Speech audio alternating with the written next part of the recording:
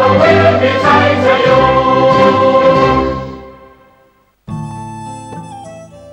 านกำลังติดตามรับฟังสถานีวิทยุกระจายเสียงพระพุทธศาสนาแห่งชาติและสังคม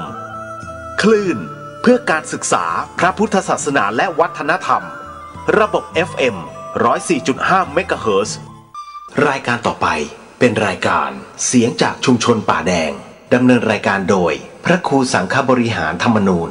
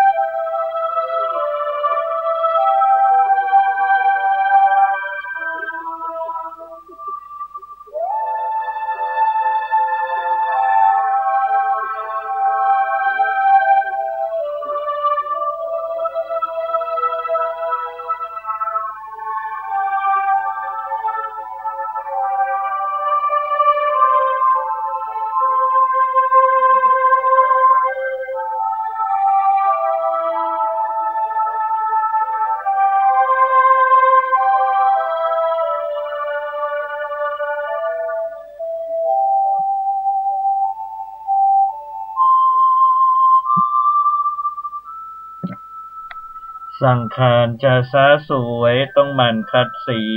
คนจะดีต้องหมั่นฟังเทศน์อยากเป็นคนวิเศษต้องสร้างเหตุแห่งความดี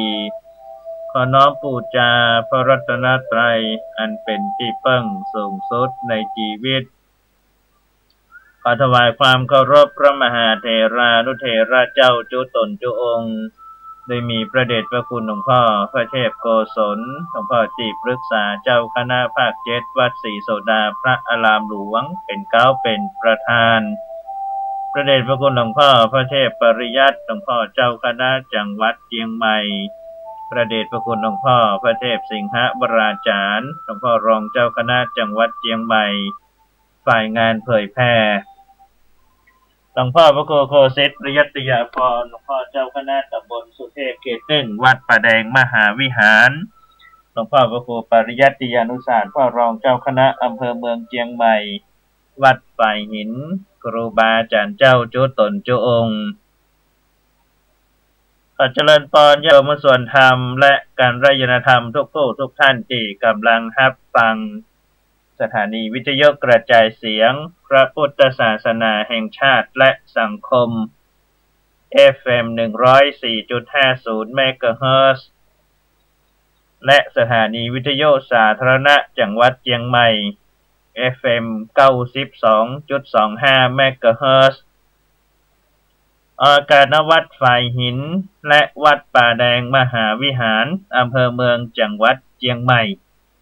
พร้อมด้วยคลื่นกัลยาณธรรมเว็บไซต์กัลยาณมิตรเสียงตามสายห่อกระจายข่าวทุกวัดทุกวาทุกหมู่บ้านตัว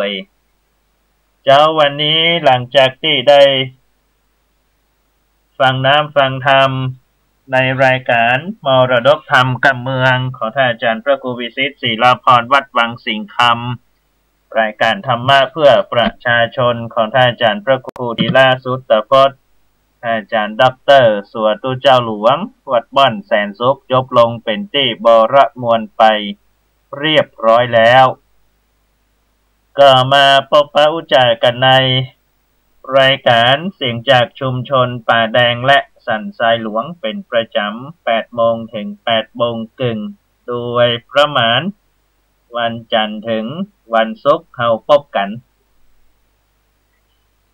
เช้าวันนี้พบกันในวันพฤหัสบดีที่7 กุมภาพันธ์พุทธศักราช 2562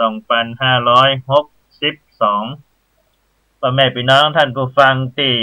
รับฟัง ตั้ง FM 104.50 เมกะเฮิรตซ์ก็ดีตอนนี้แต่ตั้งคลื่น 92.25 เมกะเฮิรตซ์ของวัดประแดงมหาวิหารก็ได้เริ่มกระจายเสียงตั้ง FM 92.25 เมกะเฮิรตซ์เพราะนั้นหลายท่านหลายพื้นที่ ที่ฟัง 104.50 บัดชัดก็สามารถที่จะหมุนคลื่นมาฟังที่ 92.25 เมกะเฮิรตซ์เพราะว่าทั้งสองคลื่นนี้ก็จะเป็นรายการเดียวกันเป็นมีการลิงก์สัญญาณทางอินเทอร์เน็ตแล้วก็กระจายเสียงทางเสาอากาศแล้วก็จะได้รับฟังกันอย่างทั่วถึงวันนี้ลองฟัง 92.25 เมกะเฮิรตซ์ตั้งแต่เช้ามาก็ฟังเสียงชัดทางอำเภอสันทรายนี่จะชัดกว่า 104.5 แต่ว่าถ้าตั้งในเมือง 104.5 จะชัดกว่าเพราะว่าการกระจายคลื่นความถี่ ก็จะเป็นช่วงบางพื้นที่ที่บางคลื่นบ่ชัดบางคลื่นก็ชัดเพราะฉะนั้นก็สามารถที่จะรับฟังเพิ่มเติมได้ที่ 92.25 เมกะเฮิรตซ์นอกจาก 104.50 เมกะเฮิรตซ์แล้วเริ่มต้นรายการด้วยพุทธศาสนาสุภาษิตประจำวันประจำเจ้าวันนี้ นำมาฝากพ่อแม่พี่น้องในพุทธศาสนาสุภาษิตบทที่ว่าหาติงกะยิราอวิเหทยังปรังหาติงกะยิราอวิเหทยังปรังแต่ใจความเป็นภาษาไทยว่าควรทำแต่ความเจริญอย่าเบียดเบียนเขาควรทำแต่ความเจริญอย่าเบียดเบียนเขาในพุทธศาสนาสุภาษิตบทนี้องค์สมเด็จพระสัมมาสัมพุทธเจ้าทรงตรัสเตือนสติว่าหันเปิ้ลทำความดีเหมือนท่านอาจารย์พระครูอู้ตะกี้ในรายการธรรมะเพื่อประชาชนเกี่ยวข้องกับการแปลงวัดแปลงว่าก็หันว่าถ้ามันลุกมันเสียไปมันคร่ำคร่ามันเก่าไปสมควรที่จะบูรณะปฏิสังขรณ์สมควรที่จะก่อสร้างห้างแปลงใหม่ก็มานั่งอู้จากันว่าควรทำอย่างไรแล้วก็ตกลงปลงใจกันพร้อมแล้วก็ค่อยทำอันนี้หมายถึงว่าพรั่งพร้อมด้วยการที่จะทำดังนั้นการแปลงวัดแปลงว่าการทำสาธารณประโยชน์หรือเรื่องอื่นๆที่เป็นประโยชน์ที่ดีที่งามถือว่าเป็นความดีเป็นการทำความดีการทำความดีบอกว่าเรื่องใดก็ตามอาจจะกี้ยกตัวอย่างให้ฟังบ่ได้ว่าเรื่องใดก็ตามการเก็บขยะการอยู่ในระเบียบวินัยกฎหมายบ้านเมืองก็เป็นความดีการอยู่ในชุมชนด้วยความร่วมไม้ร่วมมือกับหมู่บ้านก็เป็นความดีการได้กึศดีก็เป็นความดีเพราะนั้นเมื่อเราตั้งใจจะทำความดีก็อย่าไปเบียดเบียนคนอื่นให้เดือดร้อนไปตัวนี่หมายถึงพุทธศาสนาสุภาษิตหรือแม้กระทั่งคนอื่นเมื่อหันคนอื่นเฮาหันคนอื่นเปิ้นทำความดีก็ควรจะแสดงความยินดีหรือมุทิตาหรือว่าช่วยเหลือเกื้อกูลเพิ่มเติมขึ้นไปหรือเอามาเป็นตัวอย่างโดยที่ไม่ต้องไปอิจฉาริษยาไม่ต้องไปคัดแข่งคัดขาภาษาทั่วไปบอกคัดแข่งคัดขาเปิ้นคัดขวางเปิ้นบ่ให้ทำคุณงามความดีอันนี้บ่ถูกต้องก็เป็นพุทธศาสนาสุภาษิตในเช้าวันนี้นำมาฝากพ่อแม่พี่น้องได้ลองพิจารณากันกรมอุตุนิยมวิทยาได้รายงานพยากรณ์อากาศว่าลมตะวันตกเคลื่อนเข้าปกคลุมภาคเหนือก็จะทำให้ภาคเหนือมีอากาศหนาวเย็นในตอนเช้าในขณะที่ลมตะวันออกเฉียงใต้ได้พัด นำเอาความชื้นจากทะเลจีนใต้และอ่าวไทยเข้ามาปกคลุมภาคตะวันออกเฉียงเหนือภาคกลางและภาคตะวันออกลักษณะเช่นนี้จะทำให้บริเวณดังกล่าวคือภาคอีสานภาคกลางภาคตะวันออกมีฝนฟ้าคะนองเป็นบางพื้นที่และก็ภาคใต้ก็จะมีฝนตกในช่วงนี้นะสำหรับภาคเหนือของเฮาเจ้าวันนี้ถึงเจ้าวันพรุ่งนี้ตอนบนของภาคจะมีอุณหภูมิลดลง12ถึง15องศาไม่ใช่ลด12องศานะอุณหภูมิต่ำสุดอยู่ที่12ถึง15องศาและก็จะมีหมอกเหมยหมอกหนาในตอนเช้าในบางพื้นที่แต่ในตอนกลางวันจะมีอากาศร้อนอุณหภูมิสูงสุดนี่อยู่ที่31ถึง38องศาเราจะสังเกตว่าอากาศช่วงเช้าเนี่ยมันเย็นก็เย็นมอกม่วนบนห้องเย็นสบายแต่พอควายมาสายมาก็เริ่มมีแดดนั้นก็จะร้อนในช่วงกลางวันในขณะที่อากาศนั้นก็ยังเย็นเพราะนั้นพ่อแม่พี่น้องต้องดูแลสุขภาพละเพราะว่านี่คือสัญญาณของความเปลี่ยนแปลงเรื่องอุตุนิยามคืออุณหภูมิแตกต่างกันในระหว่างเช้ากับกลางวันกับแรงเพราะฉะนั้นคนใดที่สุขภาพบ่ค่อยแข็งแรงหรือคนใดที่บ่ค่อยดูแลการออกกำลังกายการดูแลสุขภาพโดยรวมเนี่ยก็อาจจะเป็นหวัดเป็นไข้เป็นไอเป็นเมื่อยเป็นหนาวได้อันนี้ต้องโปรดระมัดระวังด้วยความเป็นห่วงเป็นใยจากหมู่เฮาเจ้า FM 104.50 92.25 เมกะเฮิรตซ์ตัวคำวัดประจำวันในเจ้าวันนี้ นำเสนอคำว่ามัชชิมภูมิคำว่ามัชชิมภูมินี้เป็นคำวัดโดยตรงติใจในลำดับชั้นของพระสงฆ์ลำดับชั้นของพระสงฆ์ ตามที่ พระธรรมวินัยได้กำหนดไว้เรียงลำดับอาวุโส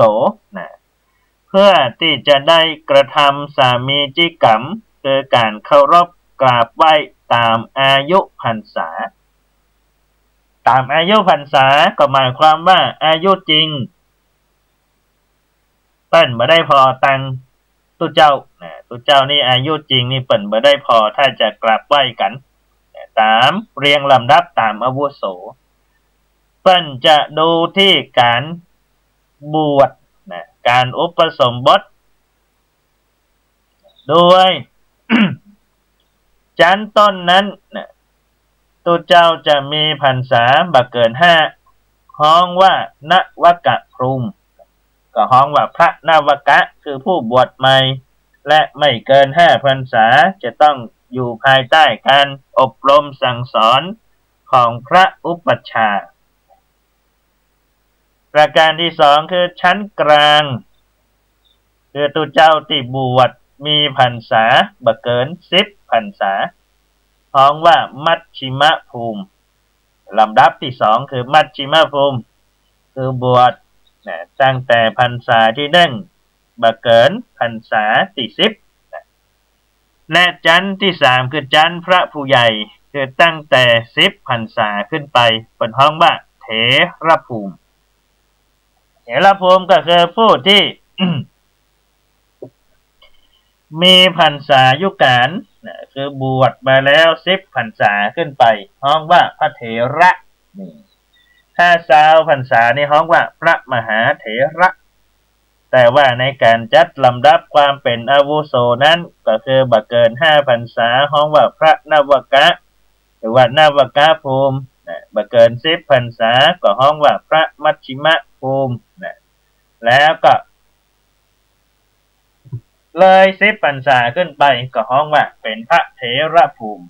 พระเถระนะพระเถรานุเถระที่เราได้ยินกันนะฮะเพราะนั้นก็เป็นกรรมวัดโดยตรงที่ลำดับความอาวุโสของพระสงฆ์นะที่บวชในพระพุทธศาสนาเปิ้นถือนับที่1จากการบรรพชาอุปสมบทนะเป็นพรรษาที่1พรรษานี้ก็ประมาณ1 ปีเนาะ1 ปีแต่มันไม่ได้ห้อง1 ปีแต่เป็นห้อง1 พรรษาเพราะว่าช่วงเข้าพรรษานั้นก็จะอยู่ประมาณกลางปีนะไปท้ายปี3 เดือนหลังจากนั้นก็จะนับพรรษากันพรรษาจนพรรษาที่มันว่ากันนะฮะนี่เป็นภาษาที่เกี่ยวข้องกับพระสงฆ์เกี่ยวข้องกับพระพุทธศาสนาเป็นห้องว่ากรรมวัดนั่นเอง ก่อนที่เราจะไป พูดจากันในเรื่องราวโสนันทชาดกต่อจากตะวานี้ ก็ฝากข่าวประชาสัมพันธ์งานบุญงานกุศลเพิ่มเติมวันนี้วันที่7นะ7 8 9 กุมภาจะมีงานปล่อยหลวงที่วัดเมืองเลนปล่อยหลวงเจดีย์นะพระเจดีย์ศรีมงคลเมืองเลนนะแต่คืนนี้ก็ได้ไป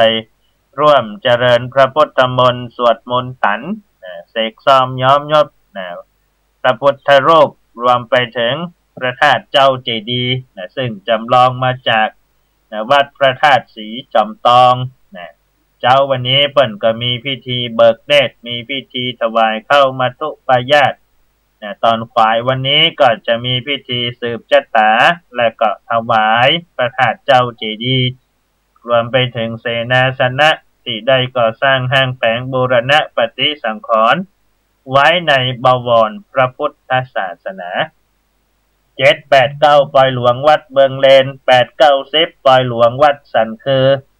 วัดสันคือนี้จะปล่อยหลวงองค์หลวงนะกุฏินั่นเองนะแล้วก็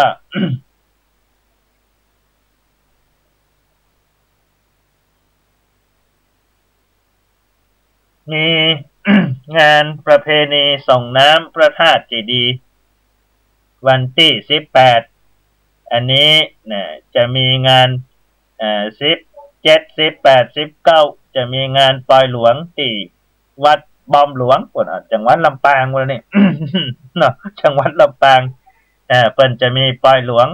วิหารพระแก้ววิหารพระแก้ววันที่18 17 18 19วันที่19เป็นวันมาฆบูชาฮ้องว่าเดือน5เพ็งทางเหนือเฮานี่ฮ้องเดือน5เพ็งก็จะมีงานประเพณีส่งน้ำของวัดเขาแต้นน้อยและวัดสันทรายมูลอำเภอสันทรายเนอะว่าแม่พี่น้องก็ร่วมอนุโมทนากันได้8:18 นาทีเรื่องราวของ โสนันทชาดกโสนันทชาดกแต่วันนี้ได้เล่ามาถึงความที่นางกาละกันนีนางกาละกันนีนี้ได้วางแผนปลงพระชนพระสวามีคือง่ายๆว่าฆ่าสามีตัวเก่าพระสวามีตัวเก่าเหตุเพราะว่านางนั้นเกิดโทสะความโกรธที่เจ้าชายโสนันทะซึ่งเป็นน้องของพระสวามีของนางคือเจ้าชายกบิลราชกุมารไปอภิเษกสมรสกับนางประทุมมาวดีทั้งที่ตัวเก่านั้นก็มี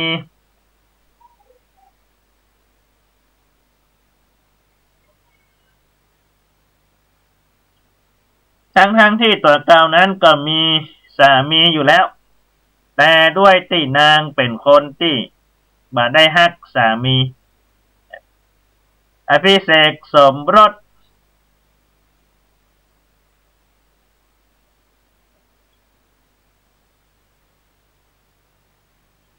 กับเจ้าชายกบิลราชกุมาร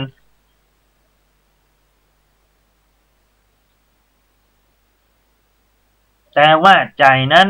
ไปชอบเจ้าชายโสนันทะ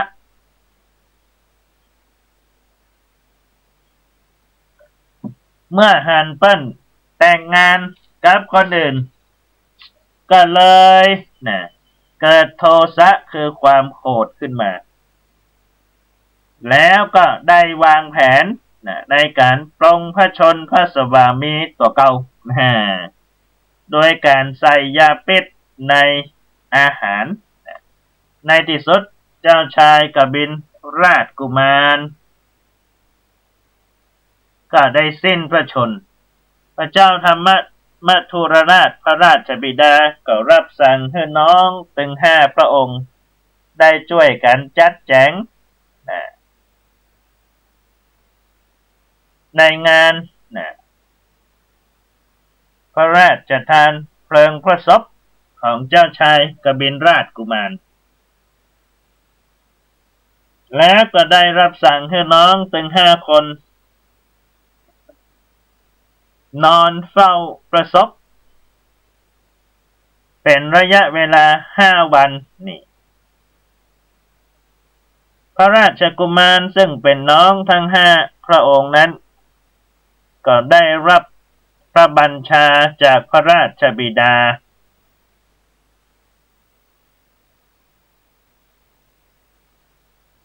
ในการที่จะไปนอนเฝ้าพระศพ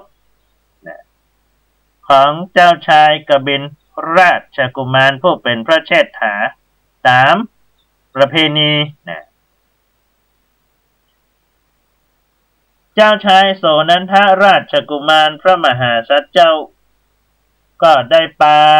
นางประทุมมาวดีซึ่งเป็นมเหสีพร้อมด้วยนางสนมนางในปากันไปนอนเฝ้าพระศพของพระเชษฐาดังที่พระราชบิดาได้รับสั่งมีพระบัญชาเอาไว้ในขณะที่พระมหาสัจเจ้าชายโสนันทะและพระนางประทุมมาวดีพร้อมด้วยนางสนมตั้งหลายกำลังลับไหลอยู่นั้นก็มีคนหนึ่งที่ยังบ่หลับบ่นอนเพิ่นบอกว่าหนึ่งในคนประเภทที่บ่หลับบ่นอนก็คือขโมยแต่ขโมยคนนั้นคือนางกาละกันนีโจรหรือขโมยหรือคนกึศบ่ดีนอนบ่นอนรับบ่นอนนี่นะนางกาละกันนี้ก็ซบโอกาสพ่อแม่พี่น้องส่วนธรรมในการที่จะจัดการกับประทุมมาวดีซึ่งก็เป็นศัตรูหัวใจวานเตะเธอเป็นภัยมาจากไหนฉันนี่รอคอยโสนันทราชกุมารมาจัดเมินลงฮักมาจัดเมินพยายามทำเอาอกเอาใจมาจัดเมินแต่เธอเป็นภัยมาจากไหนเจ้าชายโสนันทะลงป่า7 วันไปปะเธอในสุดก็เอาเธอมาเป็นมเหสีอภิเษกสมรสออกหน้าออกตาวางแผนพ่อแม่พี่น้องส่วนธรรมโดยการไปตัดเอาองคุรีคือนิ้วของเจ้าชายกบิลราชกุมารผู้เป็นสวามีของเธอของกาละกันนี้มา1 นิ้วพอหันประทุมมาวดีและคนอื่นๆรวมไปถึงพระโพธิสัตว์ทรงบรรทมรับไหลกันหมดกาละกันนี้นั่นก็ เอานิ้วมือองคุรีของศพเจ้าชายกบิลราชกุมารไปใส่ในมวยผมของประทุมมาวดีมเหสีของเจ้าชายโสนันทะศัตรูหัวใจของกาละกันนีเมื่อถึงตอนเจ้าวันที่6พระเจ้าธรรมมัทุรราชพร้อมด้วยพระอัครมเหสีในฐานะเป็นพระชนกประชนนี พร้อมด้วยบรรดาเจ้าชายถึง5 พระองค์และมเหสีทั้งหลายนางสนมข้าทาสบริวารก็จะเตรียมไว้อาลัยในประเพณีในเมืองปาราณสีนั้นทุกคนต้องสยายผมนี่ปกติแล้วเนี่ยไผ่ผมยาวก็จะเกล้าก็จะมวยผมถ้าเกิดญาติพี่น้องเสียชีวิตก่อนวันที่จะเผาก็ต้องแสดงความอาลัยเสียใจโดยการสยายผมสยายผมก็คือผมมันลงมายาวผมยาวกับมัดไว้ก็แก้มัดมันมวยไว้มวยผมไว้ก็แก้มวยผมประทุมมาวดีบัดได้สยายผมร่ำให้เหมือนคนเดินที่แสดงกาละกันนี้หันดังนั้นก็ซบโอกาสที่จะได้กำจัดนางประทุมมาวดี จึงได้กราบทูลพระราชาคือพระเจ้าธรรมมัทุรราชว่าข้าแต่พระราชบิดาแม่หญิงตั้งหลายในเมืองนี้ต่างสยายผมร่ำให้เพื่อแสดงความอาลัยแก่พระสวามีของหม่อมฉันแต่นางประทุมมาวดีมเหสีของเจ้าชายโสนันทะหาได้สยายผมและร่ำให้ไม่เลย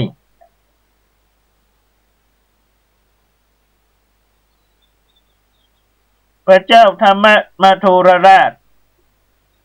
ก็ทรงทอดพระเนตรหันว่าเป็นจริงดังกาละกันนี้กราบทูลจึงได้ตรัสว่าดูก่อนปทุมมาวดีทำไมเธอไม่สยายผมและร่ำให้ปทุมมาวดีจึงกราบทูลต่อพระราชาว่าข้าแด่สมมติเทวราชหม่อมฉันไม่รู้ธรรมเนียมประเพณีที่ปฏิบัติแห่งพาราณสีเรื่องของการไว้อาลัยผู้ที่จากไปเลยปทุมมาวดีก็กราบทูลอย่างนั้นต่อไปว่าหม่อมฉันจะประพฤติปฏิบัติตามที่พระองค์ทรงรับสั่งและตามจารีตประเพณีของเมืองพาราณสีนางก็ได้คลายมวยผมติดเกล้าผมไว้เพื่อสยายผมแล้วก็แสดงอาการเศร้าโศกเสียใจร่ำให้เพื่อแสดงความอาลัยในขณะที่นางประทุมมาวดีกำลังสยายผมนั้นองคุรีก็ตกลงจากมวยผมนี่แหละเข้าทางกาละกันนี้ละบ่แม่พี่น้องส่วนธรรมกาละกันนี้หันดังนั้นก็เดินเข้าไปยิบองคุลีคือนิ้วมือนะแล้วก็โอ้ขึ้นมาท่ามกลางคนตั้งหลาย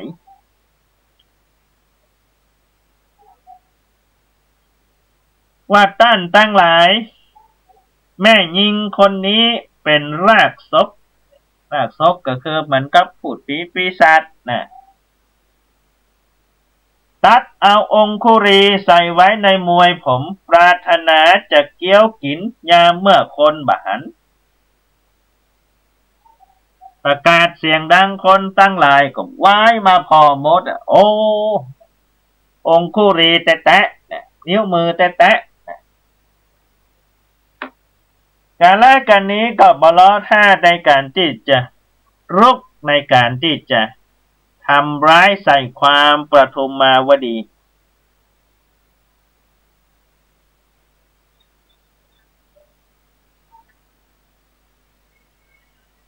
แล้วก็กราบทูลพระราชาคือพระเจ้าธรรมมัทุรราชต่อไปว่า ขอเดชะนางประทุมมาวดีเป็นรากสดนะย่อมเกี้ยวกินได้ซึ่งองคุรีแห่งประสบของพระสวามีหม่อมฉันเพราะฉะนั้นพระองค์พึงให้ประหารชีวิตเสียหรือไม่เนรเทศออกจากนครปาราณสีแล้วให้ลอบฆ่าเสียจะได้กำจัดรากซกซึ่งเป็นพูดผีปีศาจในเมืองเฮาไปได้ประทุมมาวดีจะถูกประหารชีวิตหรือเนรเทศออกจากเมืองปาราณสีหรือไม่พ่อแม่พี่น้องหุ้นส่วนธรรมต้องติดตามท่าดาฟังกันในวันต่อไปวันนี้เวลาเสี่ยงแล้วอาตมาภาพนำรายการจากพ่อแม่พี่น้องท่านผู้ฟังไปก่อนพบปะกันในวันต่อไปขอความสุขสวัสดีจงบังเกิดมีแด่ทุกท่านขอเจริญพร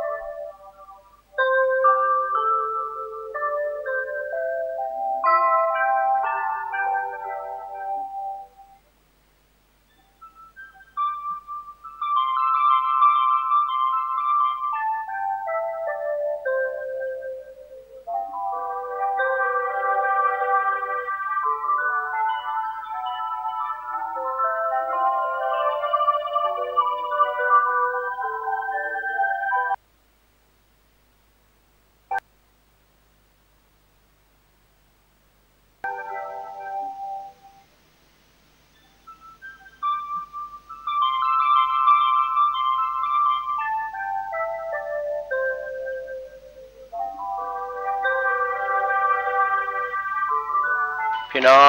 น้องศรัทธาของวัดป่าแดงมหาวิหารทุกหลังคาเรือนญาติธรรมทางใกล้ทางไกลก็สามารถร่วมบุญในการปฏิสังขรณ์บันไดหน้าของวัดป่าแดงมหาวิหารตำบลสุเทพอำเภอเมืองเชียงใหม่จังหวัดเชียงใหม่ปัจจุบันก็มีอาจารย์ประครูโคสิทธิ์ปริยัตยาภรณ์เป็นเจ้าวาดวัดป่าแดงมหาวิหารเป็นเจ้าคณะตำบลสุเทพเขต 1พร้อมด้วยศรัทธาของวัดป่าแดงทุกหลังคาเรือนก็พร้อมใจกันร่วมกับคณะวิศวกรรมมช.นะครับที่จะสำรวจแล้วก็บูรณะปฏิสังขรณ์บันไดนาคซึ่งเป็นบันไดประวัติศาสตร์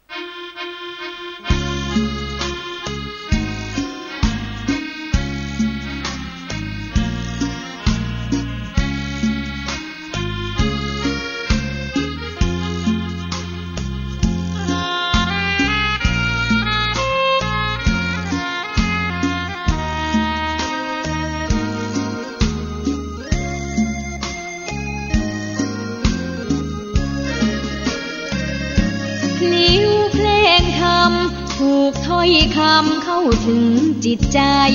ฟังรายการวิทยุเสียงใสส่งถึงใจไปสู่ปลายนาสารธรรมท่านกำลังฮื้อเกียรติทับฟังสถานีวิทยุสาธารณะจังหวัดเชียงใหม่คลื่นพัฒนาคุณภาพชีวิต FM 92.25 เมกะเฮิรตซ์บริหารจัดการโดยวัดป่าแดงมหาวิหาร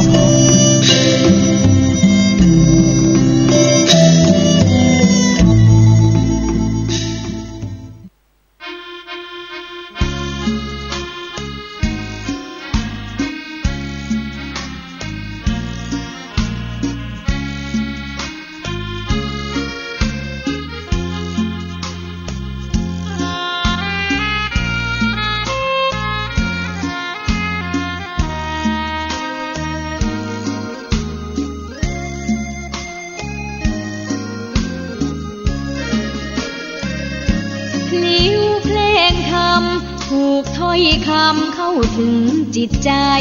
ฟังรายการวิทยุเสียงใสส่งถึงใจไปสู่ปลายนาสารธรรมน้อมนำมองพระศาสดาบอกผู้คนทั่วลาหันมาเข้าวัดฟังธรรมคลื่นเสียงนี้เป็นคลื่นธรรมะจากใจส่งถึงบ้านไกลบ้านไกลฟังได้สุขใจล้ำยามดึกดื่นค่ำคืนมีงานต้องทำเป็นคลื่นสารธรรมเน้นย้ำธรรมะเพื่อนใจเสียงคลื่นธรรมบอกหลักธรรมให้คลายความเหงาฟังเสียงธรรมะเบาเบาบอกเล่าถึงคนบ้านไกลสื่อธรรมะบอกลดละระหว่างด้วยใจสื่อไปถึง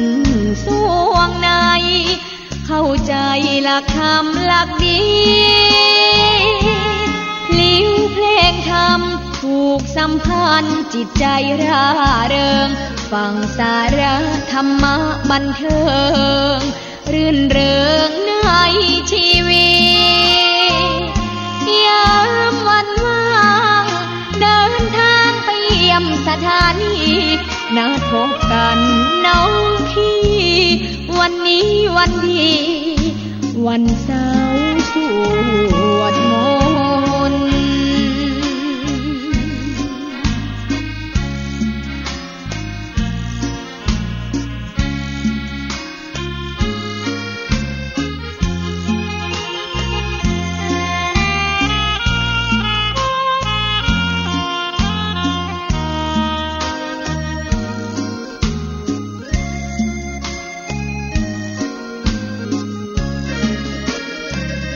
เสียงคลื่นธรรมบอกหลักธรรมให้คลายความเหงาฟังเสียงธรรมะเบาเบาบอกเล่าถึงคนบ้านไกลสื่อธรรมะบอกลดละระหว่างด้วยใจสื่อไปถึงสวงในเข้าใจหลักธรรมหลักดีลิ้วเพลงธรรมผูกสัมพันธ์จิตใจร่าเริงฟังสาระธรรมะบันเทิงรื่นเริงในชีวิตยามวันว่างเดินทางไปเยี่ยมสถานีนัดพบกันน้องพี่วันนี้วันดีวันเสาร์สวดมนต์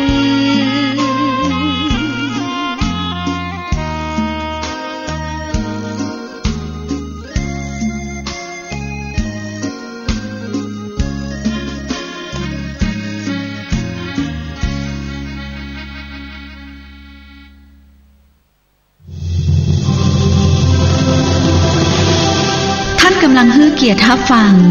สถานีวิทยุสาธารณะจังหวัดเชียงใหม่คลื่นพัฒนาคุณภาพชีวิต FM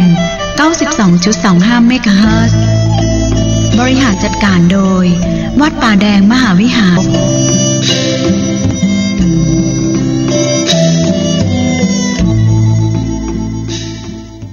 พี่น้องศรัทธา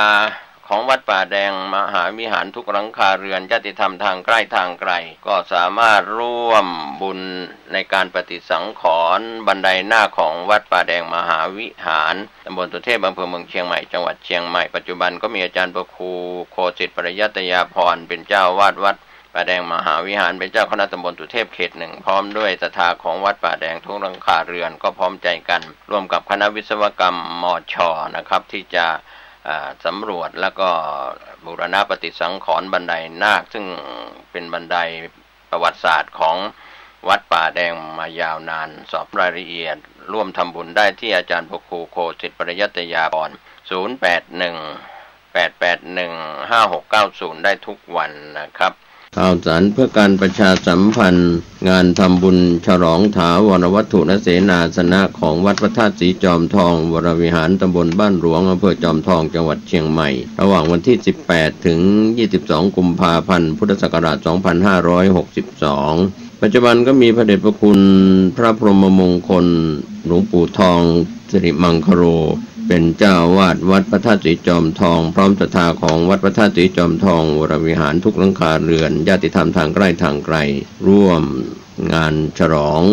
ถาวรวัตถุเสนาสนะงานปล่อยหลวงของวัดพระธาตุสีจอมทองวรวิหารก็มีทั้งหมด20รายการที่ได้ก่อสร้างถาวรวัตถุไว้ที่วัดพระธาตุสีจอมทองก็เชิญศรัทธาสาธุชนทั้งหลายร่วมงานตั้งแต่18ถึง22กุมภาพันธ์ร่วมงานบุญนี้ได้บุญได้กุศลโดยทั่วหน้ากันข่าวสารเพื่อการประชาสัมพันธ์คณะศรัทธาวัดพระเจ้าเมงรายทุกหลังคาเรือนทำการบูรณะปฏิสังขรณ์วิหารและวิหารพระเจ้าคาคิงบูรณะปฏิสังขรณ์กุฏิสงฆ์ขึ้นใหม่จะทำการยกช่อฟ้าวิหารเฉลิมฉลองสมโภชอารามในวันที่14มีนาคมพุทธศักราช2562คณะกรรมการวัดก็ใคร่ขอเชิญชวนผู้ใจบุญทุกท่านได้ร่วมทำบุญทอดผ้าป่าสามัคคีสมทบทุนในงานทำบุญยกช่อฟ้าและสมโภชอารามวัดพระเจ้าเมงรายตำบลพระสิงห์อำเภอเมืองเชียงใหม่จังหวัดเชียงใหม่ในวันที่13และ14มีนาคม2562เวลา 9:00 น.เป็นต้นไปเชิญท่านร่วมงานบุญยกช่อฟ้าสมโภชได้บุญได้กุศลโดยพร้อมเพรียงกันข่าวสารเพื่อการประชาสัมพันธ์ด้วยทางวัดใหม่ห้วยทรายตำบลสุเทพอำเภอเมืองเชียงใหม่ปัจจุบันก็มีพระอธิการบุญเพ็งปิยธรรมโมเป็นเจ้าอาวาสวัดใหม่ห้วยทรายพร้อมศรัทธาของวัดใหม่ห้วยทรายทุกหลังคาเรือนได้สร้างศาลาปฏิบัติธรรมโดยพระเดชพระคุณพระพรหมมงคลหลวงปู่ทองสิริมังคโรวัดพระธาตุสีจอมทองวรวิหารอำเภอจอมทองเชียงใหม่เป็นประธานวางศิลาฤกษ์ได้เริ่มลงมือก่อสร้างในช่วงที่ผ่านมาท่านที่จะร่วมบุญร่วมกุศลสอบถามรายละเอียดเพิ่มเติมสร้างศาลาปฏิบัติธรรม0871815231ได้ทุกวันผมเกษตรเพชรสำริดข้อคิดดีๆที่เกี่ยวข้องกับพระพุทธศาสนาครับถือว่าเป็นคำสอนในทางพุทธศาสนามากมายที่เราจะได้นำเสนอกันครับเรื่องของการสร้างบารมีครับท่านผู้ฟังก็เป็นส่วนที่เราทุกคนทุกท่านที่เกิดมาเป็นมนุษย์ได้พบพระพุทธศาสนาทั้งหญิงทั้งชายทั้งเด็กแล้วก็ผู้ใหญ่ในอดีตก็ตามในปัจจุบันนี้หรือจะมีต่อไปในอนาคตก็ตามในส่วนของเราเรียกว่าพระโพธิสัตว์หรือพระมหาโพธิสัตว์ครับที่จะได้มาช่วยกันขนสัตว์หรือสัตว์ออกจากสังสารวัฏนั้นก็เป็นเรื่องธรรมดาไม่หมดไม่สิ้นพระพุทธเจ้าในอดีตที่ล่วงไปแล้วเป็นจำนวนมากมายมีในปัจจุบันและจะมีต่อไปในอนาคตพระมหาโพธิสัตว์พระโพธิสัตว์ที่ได้บำเพ็ญบุญกุศลเพื่อจะได้ตรัสรู้เป็นพระสัมมาสัมพุทธเจ้าที่เราท่านทั้งหลายรู้และเห็นกันอยู่ก็มีทั้งอนิยตพระโพธิสัตว์พระโพธิสัตว์ที่ยังไม่ได้รับการพยากรณ์จากพระพุทธเจ้าพระองค์ใดพระองค์หนึ่งส่วนนิยตพระโพธิสัตว์นั้นเป็นพระโพธิสัตว์ที่ได้รับการพยากรณ์จากพระพุทธเจ้าพระองค์ใดพระองค์หนึ่งแล้วว่าจะได้ตรัสรู้ในการภายภาคหน้าก็สร้างบารมีจนครบถ้วนบริบูรณ์ตรัสรู้เป็นพระสัมมาสัมพุทธเจ้าก็ในส่วนของพระสัมมาสัมพุทธเจ้าโคตมะสักยมุนีซึ่งได้ประกาศพระศาสนาในปัจจุบันก็ถือว่าพระพุทธศาสนาร่วงเลยมา 2,500 กว่าปีในขณะนี้ในปีนี้ก็ถือว่าได้รับการพยากรณ์จากพระทีปังกรสัมมาสัมพุทธเจ้าในสมัยอดีตที่เป็นพระพุทธเจ้าของเราในสมัยเป็นสุเมธาดาบทอันนี้ก็เป็นส่วนที่เราจะเห็นได้ว่าระยะเวลาอันยาวนานหลังจากได้รับการพยากรณ์จากพระทีปังกรสัมมาสัมพุทธเจ้าสี่อสงไขยครับแสนมหากัปนั้นก็เป็นเวลายาวนานจึงได้มาตรัสรู้ที่ใต้ต้นศรีมหาโพธิ์วันเพ็ญขึ้น15ค่ำเดือน6ใต้เดือน8เหนือครับก็ถือว่า 2,500 กว่าปี ครับที่พระพุทธเจ้าบังเกิดขึ้นในโลกประกาศพระพุทธศาสนาไปในดินแดนแคว้นต่างๆมีศูนย์กลางอยู่ที่ประเทศอินเดียในสมัยโบราณแล้วก็ขยายออกไปในแดนดินถิ่นแคว้นต่างๆครับไปในสายต่างๆซึ่งมีพระอรหันต์ในยุคแรกในการประกาศพระพุทธศาสนาในความสำคัญครับท่านผู้ฟังถือว่าพระสัมมาสัมพุทธเจ้าบังเกิดขึ้นในโลกก็เหมือนพระอาทิตย์ที่นำแสงสว่างมาสู่โลกนี้กำจัดความมืดให้หายไปครับเรียกว่าอวิชชาความไม่รู้ของสรรพสัตว์ทั้งหลายก็จะเจือจางหายไปตามบารมีของแต่ละคนแต่ละท่านไม่ว่าจะเป็นพระปัจเจกพุทธเจ้าพระสาวกพุทธเจ้าสาวกบารมีทั้งหลายซึ่งเป็นพระสงฆ์สาวกฟังคำสั่งสอนของพระสัมมาสัมพุทธเจ้าแล้วก็จะทำให้เราได้บรรลุธรรมก็ถือว่าพระพุทธเจ้าในอดีตที่ล่วงลับไปแล้วจนถึงปัจจุบันและจะมีต่อไปในอนาคตนั้นเป็นบุญใหญ่ถือว่าเป็นมุนีในส่วนของผู้รู้เป็นผู้ยิ่งใหญ่กว่าสัตว์โลกทั้งปวงในไตรภพก็คือพระพุทธเจ้ามีทั้งศีลมีทั้งสมาธิมีทั้งปัญญาแล้วก็มีความดีมากมายบรรดาผู้ประเสริฐทั้งหลายครับพระพุทธเจ้าประเสริฐกว่ามนุษย์และเทวดาพรหมทั้งหลายกว่าจะบังเกิดขึ้นในโลกครับท่านผู้ฟังพระพุทธเจ้าที่เป็นพระโพธิสัตว์บำเพ็ญบารมีดังที่ผมได้นำกล่าวเล่าแล้วทั้ง3ประเภทไม่ว่าจะเป็นปัญญาธิกะผู้ยิ่งด้วยปัญญาศรัทธาธิกะผู้ยิ่งด้วยศรัทธาวิริยะธิกะผู้ยิ่งด้วยความเพียรก็เกิดขึ้นและหาได้โดยยากการที่เราได้เกิดมาเป็นมนุษย์ได้พบพระพุทธศาสนาในยุคนี้ก็ถือว่าเป็นยุคโชคดีของพวกเราท่านทั้งหลายที่ได้ยินได้ฟังถือว่าการเป็นมนุษย์ได้พบพระพุทธศาสนานั้นเป็นการยากนอกจากนั้นแล้วก็จะมีผู้มีศรัทธาในพระรัตนตรัยพระพุทธพระธรรมพระสงฆ์เป็นสรณะเป็นที่พึ่งก็หาได้ยากยิ่งส่วนใหญ่เราก็มีสิ่งอื่นเป็นที่พึ่งในยุคก่อนพระพุทธศาสนาหรือในยุคที่พระพุทธศาสนาเสื่อมทรามไปแล้วแต่ในยุคปัจจุบันมนุษย์ที่เกิดมาในยุคพระพุทธศาสนาถือว่าโชคดีพุทธังสรณังคัจฉามิข้าพเจ้าขอถึงพระพุทธเจ้าเป็นที่พึ่งที่ระลึกธัมมังสรณังคัจฉามิข้าพเจ้าขอถึงพระธรรมคำสอนของพุทธเจ้าเป็นที่พึ่งที่ระลึกสังฆังสรณังคัจฉามิข้าพเจ้าขอถึงพระสงฆ์เป็นที่พึ่งที่ระลึกเราเรียกว่าพระรัตนตรัยในโอกาสทองหรือโอกาสดีของพวกเราไม่ว่าจะเป็นวันขึ้นปีใหม่มาแล้วก็ดีหรือกำลังอยู่ในช่วงของเวลาใดๆวันเดือนปีใดๆเราได้พบพระพุทธศาสนาเป็นมนุษย์แล้วไม่ใช่โอกาสตามวัยของเราที่มีอยู่ปฐมวัยวัยแรกวัย20ปีแรกมัชฌิมวัยวัย20ปีกลางแล้วก็ปัจฉิมวัยวัย20ปีสุดท้ายเราที่เราพูดกันในปัจจุบันว่าเรา60ปีเกษียณอายุราชการแต่ความจริงแล้วถ้าเรื่องของอายุไขในปัจจุบันนั้นยังขยายไปถึง80ปี100ปีได้สำหรับมนุษย์ที่เจริญด้วยบุญกุศล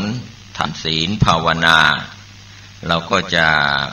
ละชั่วทำดีเป็นข้อปฏิบัติของแต่ละคนแต่ละท่านไม่มีการบังคับบัญชาไม่มีการที่จะบังคับกันทำความดีการเจริญการบริจาคทานรักษาศีลเจริญภาวนาสดับตับฟังครับในส่วนของผู้บริหารสถานีวิทยุเพื่อการศึกษาแห่งนี้ก็ต้องการให้ท่านผู้ฟังเนี่ยได้รับรู้รับทราบเรื่องของพุทธศาสตร์คำสอนในทางพระพุทธศาสนาก็ได้นิมนต์หรือเรียนเชิญผู้ทรงคุณวุฒิในทางพระพุทธศาสนาที่มีความรู้ความเข้าใจมาชี้แจงนิมนต์พระคุณเจ้ามาแสดงพระธรรมเทศนาบ้างเชิญวิทยากรที่ฝ่ายศาสนาที่เป็นผู้มีความรู้ความเข้าใจมาบรรยายมาปาฐกถาต่างๆกันแล้วแต่ว่าเราจะเรียกกันสิ่งหนึ่งก็คือเป็นข้อศึกษาแล้วก็นำไปสู่การเจริญสมถกรรมฐานที่ทำให้จิตใจของเราสงบวิปัสสนากรรมฐานที่ทำให้เราได้มีจิตใจรู้แจ้งแทงตลอดก็เรียกว่าเราเกิดมาไม่เสียทีไม่เสียเวลาเปล่าก็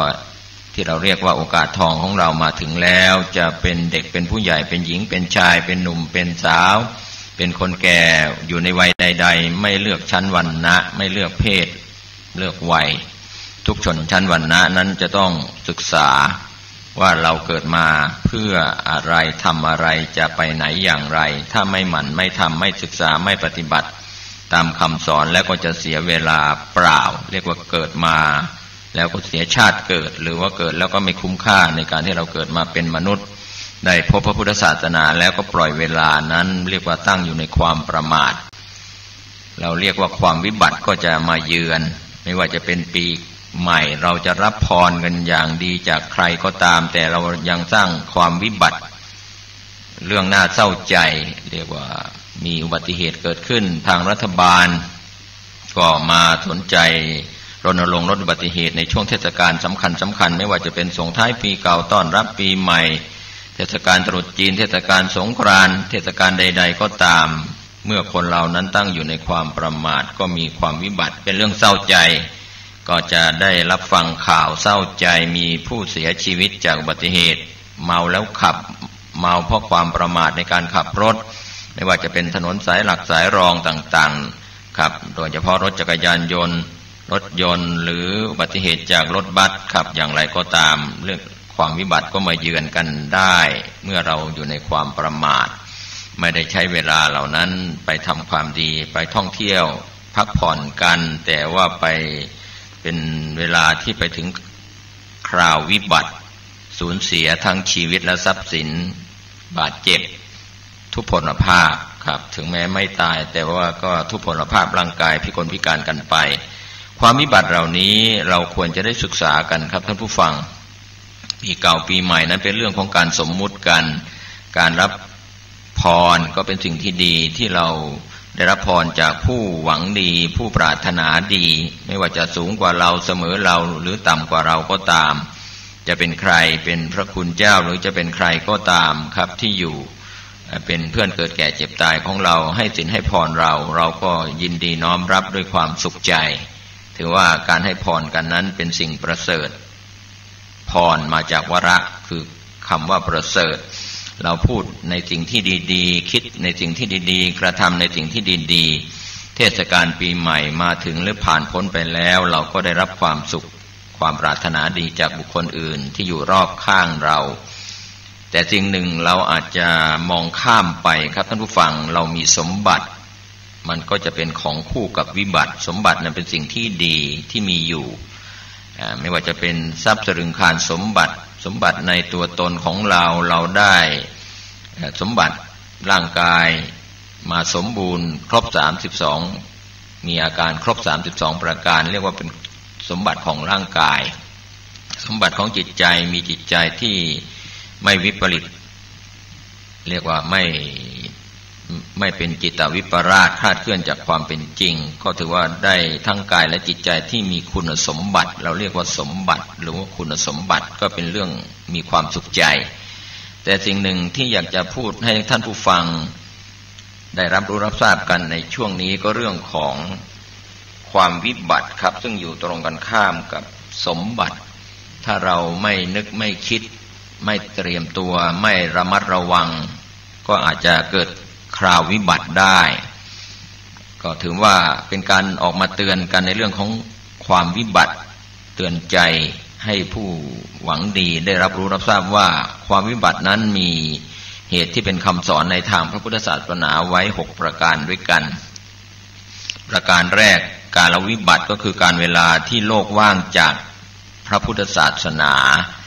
อันนี้ก็ถือว่าเป็นเวลาที่วิบัติไปแล้วไม่มีพระพุทธศาสนาคำสอนนะโมคำเดียวก็ไม่มีใครกล่าว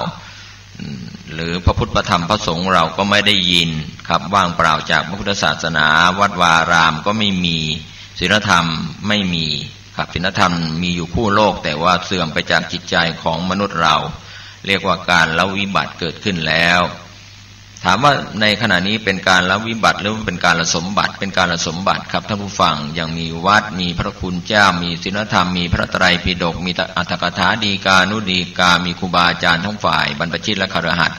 ผู้ทรงคุณทรงธรรมมากมายครับ 2,500 กว่าปี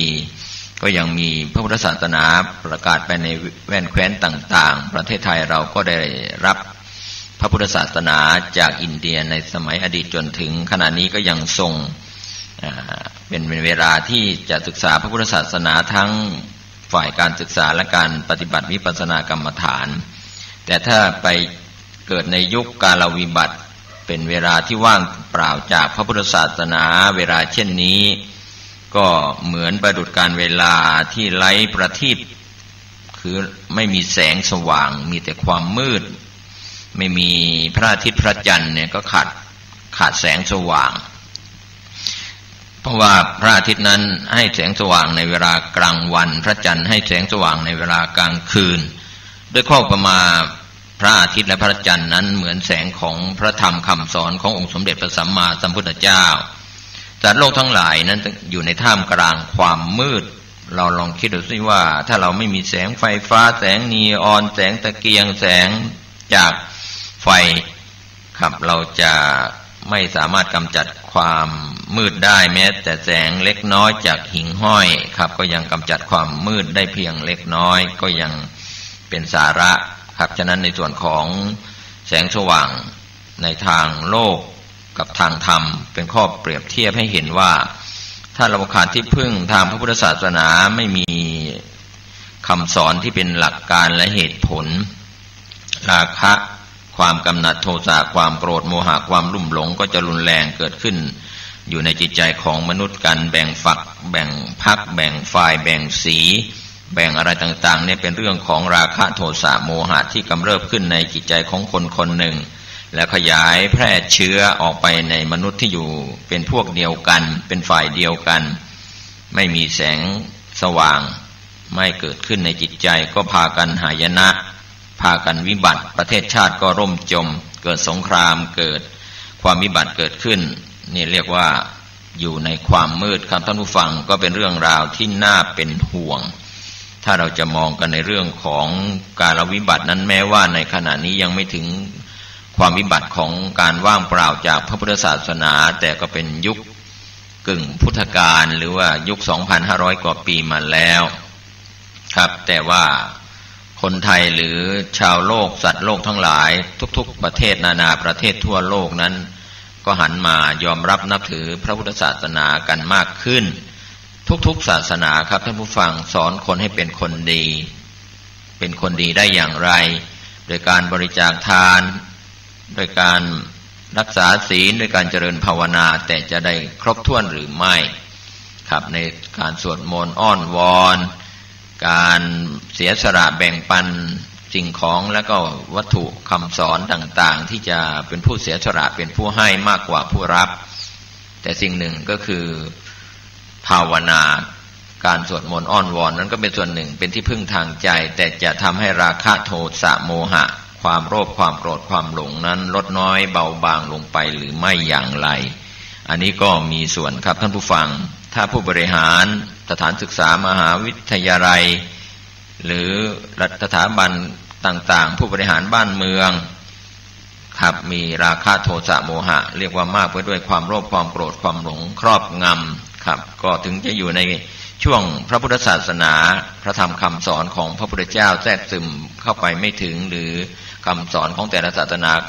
ไม่สามารถซึมซับเข้าไปสู่จิตใจผู้ยอมรับนับถือศาสนานั้นๆก็จะทำให้ท่านเป็นคนละโมบโลภมากครับมักใหญ่ไฟสูงยุให้รำต่ำให้รั่วครับก็เกิดมาเสียทีครับเป็นมนุษย์พบพระพุทธศาสนาแล้วก็เป็นโมฆะธรรมว่างเปล่าไม่ได้ประโยชน์จากการเกิดมาเป็นมนุษย์ก็เรียกว่าเสียชาติเกิดกันจะเคยเป็นอะไรกันมาก่อนเคยรับราชการเป็นทหารตำรวจเป็นพลเรือนหรือเป็นอะไรก็ตามเป็นนักวิชาการเป็นอะไรต่างๆมากมายครับท่านผู้ฟังท่านจะเป็นใครก็เกิดหนเดียวตายหนเดียวครับในขณะนี้เรารอวันเวลาที่จะละสังขารก็คือการดับละสังขารการเสียชีวิตการตายเกิดก็เกิดมาแล้วจากท้องแม่ในการคลอดออกจากท้องแม่ครับเจริญวัยมีการศึกษามีหน้าที่การงานที่ดีอย่างไรครับอันนี้ก็เป็นส่วนหนึ่งที่มีการเจริญวัยท่านได้สร้าง หรือได้สะสมทำอะไรบ้างที่เป็นประโยชน์ต่อตนเองเป็นประโยชน์ต่อสังคมประเทศชาติบ้านเมืองมิใช่มีเงินมีทองมีเข้าของมีสมบัติแล้วจะทำให้ท่านไม่ความโลภความโกรธความหลงจะเบาบางไปนั้นไม่ใช่เป็นเหตุจากเงินทองนั้นเป็นสิ่งภายนอกที่จะเป็นการแลกเปลี่ยนเป็นการเรียกว่าเป็นเงินตราของแต่ละประเทศที่ใช้จ่ายกันเพื่อเป็นการซื้อขายเป็นการแลกเปลี่ยนครับสิ่งของที่จะได้แต่ความโลภความโกรธความหลงนั้นเกิดขึ้นอยู่ภายในจิตใจของพวกเราทั้งหลายเราเป็นมนุษย์ชายหญิงครับก็เรียกว่ายังเป็นมนุษย์เดินดินกินข้าวกินเรียกว่าในเรื่องของกินกามเกียรติครับก็ยังมีเรื่องของการกินอยู่หลับนอนสะท้อนดวงใจครับมีการเสพกามกันตามหลักของมนุษย์ก็เป็นสัตว์ผู้ประเสริฐแต่เดรัจฉานก็ตามก็มีการเสพกามกันเป็นเรื่องปกติของสัตว์ไม่ว่าสัตว์ประเภทใดๆก็เรามีเกียรติเพราะฉะนั้นการมีการจบศาสตร์ต่างๆที่ท่านได้จบมาจะเป็นปริญญาตรีโทเอกหรือดุษฎีบัณฑิตกิตติมศักดิ์หรือจะเป็นอะไรก็ตามความรู้อยู่นอกตัวอยู่ในตำราก็ยังพึ่งพาไม่ได้เหมือนคุณความดีที่เรายังฝากไว้ที่วัดที่ศาสนาก็ยังพึ่งพาไม่ได้ถ้าเราไม่นำมาประพฤติปฏิบัติครับท่านผู้ฟังอันนี้ก็เป็นเรื่องราวที่สะท้อนให้เห็นว่าสังคมในปัจจุบันนั้นก็เป็นสังคมที่ถูกยั่วยุด้วยราคะโทสะโมหะหรือไม่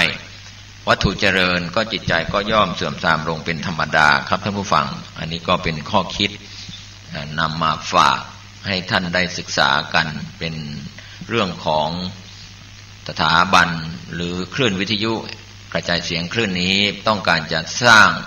งบุคลากรสร้างมนุษยชาติให้มีความสมบูรณ์บริบูรณ์ถ้าเราสร้างวัตถุนั้นก็เจริญแต่วัตถุแต่ว่าทางมันสมองทางจิตใจทางความคิดอาจจะไม่เจริญเท่าเทียมในนานาประเทศก็ฝากกันไว้ครับด้วยความมีน้ำใจซึ่งกันและกันก็แบ่งปันความคิดดีๆมาสู่ท่านผู้ฟังครับก็เป็นส่วนของหลักธรรมคำสอนในทางพระพุทธศาสนาเรื่องของกาลวิบัตินั้นถ้าเราจะทำความเข้าใจกันว่าในขณะนี้มีอะไรเริ่มเสื่อมกันไปบ้างตามการตามเวลาครับไม่ว่าจะเป็นวัดวาอารามศีลธรรมทางศาสนาการ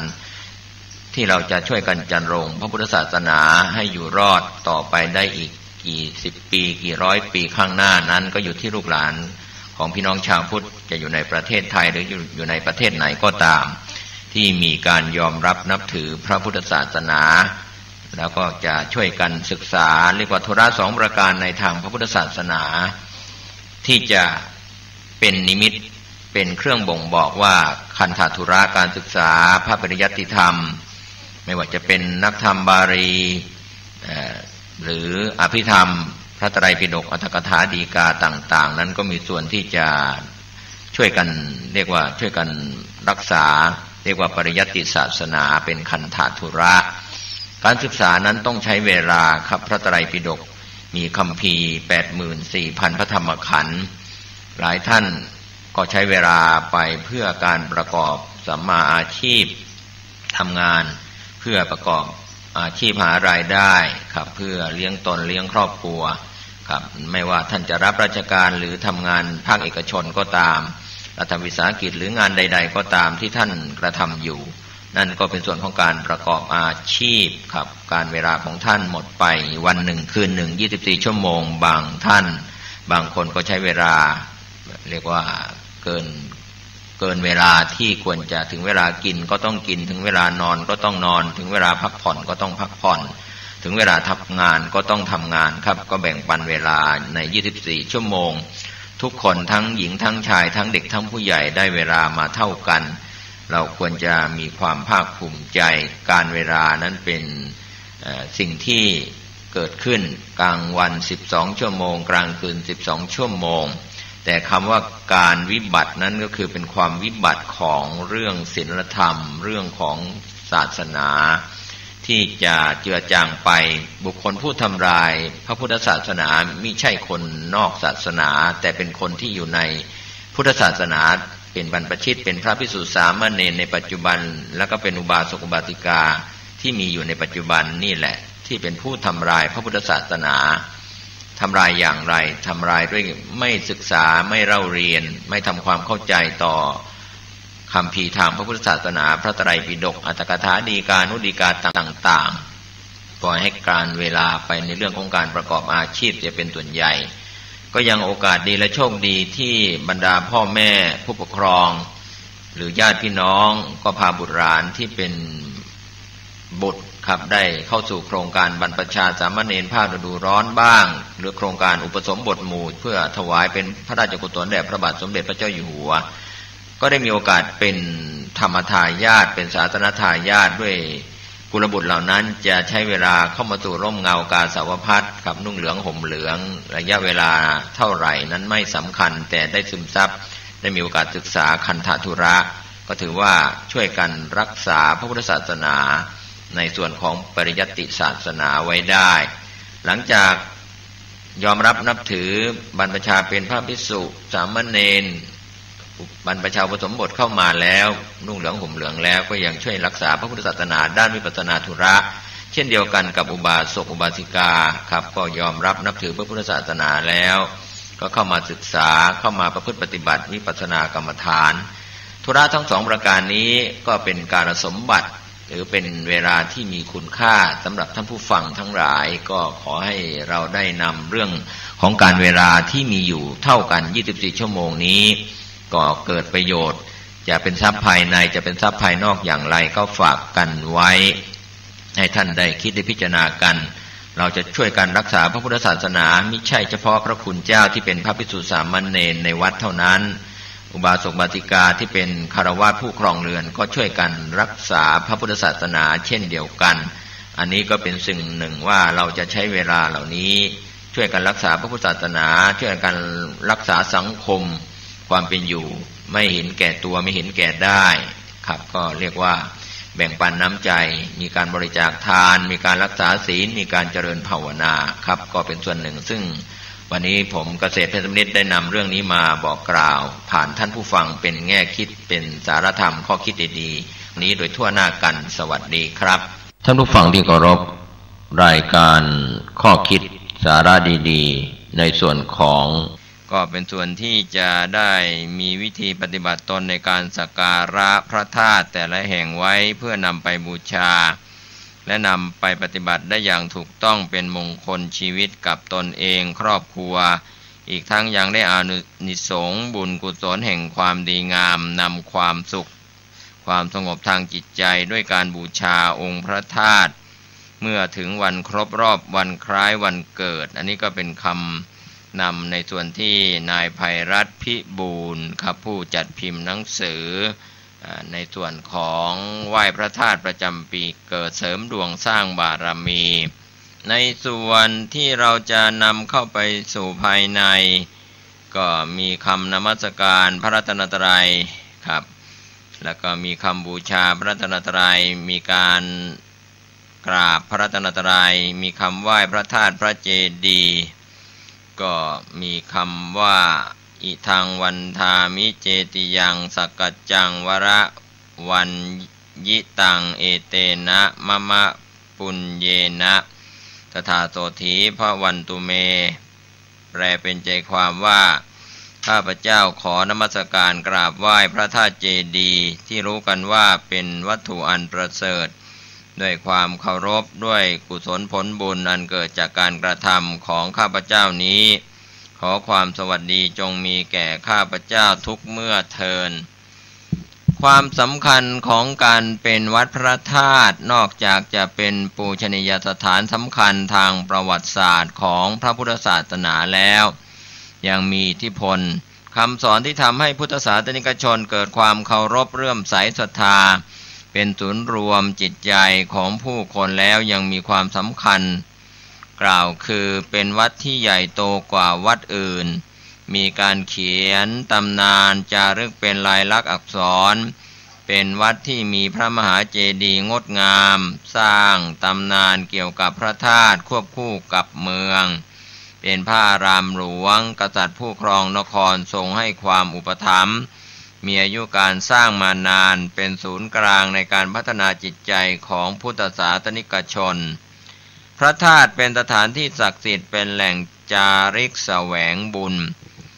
พระสงฆ์ในล้านนาได้นำเอาความคิดนี้มาเชื่อมโยงเข้ากับปีนักกษัตริย์และความเชื่อเรื่องการสร้างพระธาตุประจำปีเกิด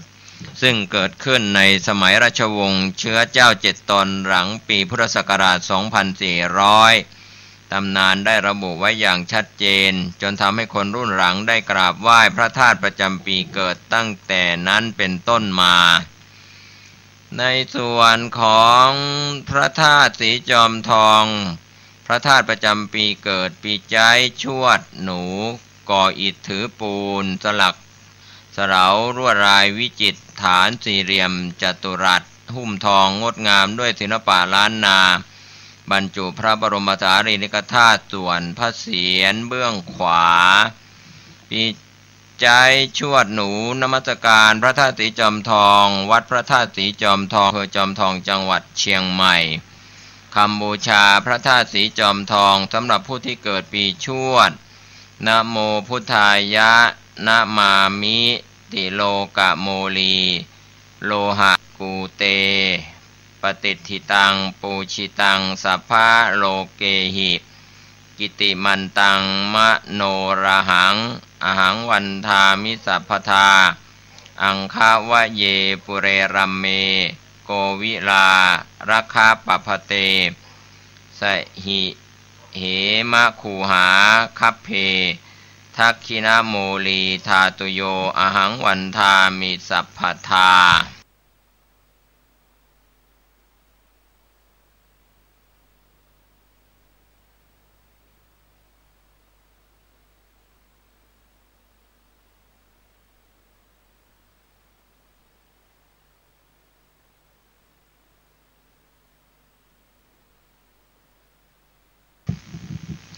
พระธาตุสีจอมทองจดจำคำนี้วลีง่ายๆปล่อยใจกระเจิงระเริงละลายเผลอใจลืมกายไร้ความควบคุมโทสะโทโสโมโหโมหะข่าวสารเพื่อการประชาสัมพันธ์ด้วยทางวัดใหม่ห้วยทรายตำบลสุเทพอำเภอเมืองเชียงใหม่ปัจจุบันก็มีพระอธิการบุญเพ็งปิยธรรมโมเป็นเจ้าอาวาสวัดใหม่ห้วยทรายพร้อมศรัทธาของวัดใหม่ห้วยทรายทุกหลังคาเรือนได้สร้างศาลาปฏิบัติธรรมโดยพระเดชพระคุณพระพรหมมงคลหลวงปู่ทองสิริมังคโรวัดพระธาตุสีจอมทองวรวิหารอำเภอจอมทองเชียงใหม่เป็นประธานวางศิลาฤกษ์ได้เริ่มลงมือก่อสร้างในช่วงที่ผ่านมาท่านที่จะร่วมบุญร่วมกุศลสอบถามรายละเอียดเพิ่มเติมสร้างศาลาปฏิบัติธรรม 0871815231 ได้ทุกวันข่าวสารเพื่อการประชาสัมพันธ์งานทำบุญฉลองถาวรวัตถุและเสนาสนะของวัดพระธาตุสีจอมทองวรวิหารตำบลบ้านหลวงอำเภอจอมทองจังหวัดเชียงใหม่ระหว่างวันที่18ถึง22กุมภาพันธ์พุทธศักราช2562ปัจจุบันก็มีพระเดชพระคุณพระพรหมมงคลหลวงปู่ทองสิริมังคโรเป็นเจ้าวาดวัดพระธาตุสีจอมทองพร้อมศรัทธาของวัดพระธาตุสีจอมทองวรวิหารทุกหลังคาเรือนญาติธรรมทางใกล้ทางไกลร่วมงานฉลองถาวรวัตถุเสนาสนะงานปล่อยหลวงของวัดพระธาตุสีจอมทองวรวิหารก็มีทั้งหมด20รายการที่ได้ก่อสร้างถาวรวัตถุไว้ที่วัดพระธาตุสีจอมทองก็เชิญศรัทธาสาธุชนทั้งหลายร่วมงานตั้งแต่18ถึง22กุมภาพันธ์ร่วมงานบุญนี้ได้บุญได้กุศลโดยทั่วหน้ากันข่าวสารเพื่อการประชาสัมพันธ์คณะศรัทธาวัดพระเจ้าเมงรายทุกหลังคาเรือนทำการบูรณะปฏิสังขรณ์วิหารและวิหารพระเจ้าคาคิงบูรณะปฏิสังขรณ์กุฏิสงฆ์ขึ้นใหม่จะทำการยกช่อฟ้าวิหารเฉลิมฉลองสมโภชอารามในวันที่14มีนาคมพุทธศักราช2562คณะกรรมการวัดก็ใคร่ขอเชิญชวนผู้ใจบุญทุกท่านได้ร่วม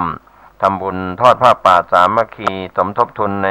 งานทำบุญยกช่อฟ้าและสมโภชอารามวัดพระเจ้าเมงราย ตำบลพระสิงห์อำเภอเมืองเชียงใหม่จังหวัดเชียงใหม่ในวันที่13และ14มีนาคม2562เวลา 9 นาฬิกาเป็นต้นไปเชิญท่านร่วมงานบุญยกช่อฟ้าสมโพธิได้บุญได้กุศลโดยพร้อมเพรียงกันสวัสดีครับท่านผู้ชมและท่านผู้ฟังที่เคารพในส่วนของการนำ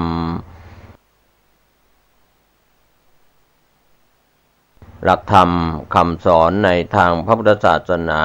มาเสนอต่อท่านผู้ชมและท่านผู้ฟังวันนี้ผมกาเศรษฐ์เพชรสำริดวิทยากรก็จะได้แบ่งปันความคิดดีๆสู่ท่านผู้ฟังก็เป็นส่วนหลากหลายเรื่องราวที่มีอยู่นะครับก็จะได้นำสาระธรรมที่เกี่ยวกับพระธรรมคำสอน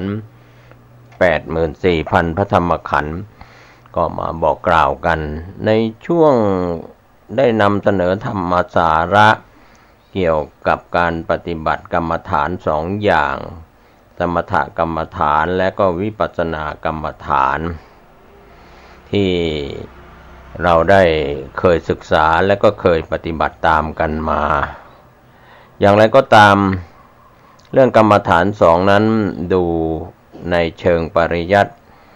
ได้ศึกษากันในนักธรรมตรีโทเอกหรือในส่วนธรรมศึกษาตรีโทเอกในพระไตรปิฎกอรรถกถาฎีกาต่างๆ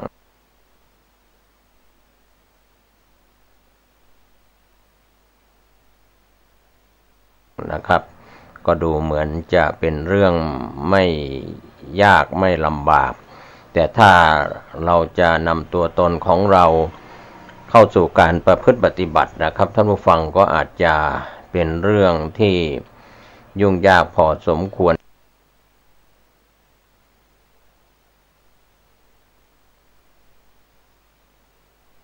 เหมือนกัน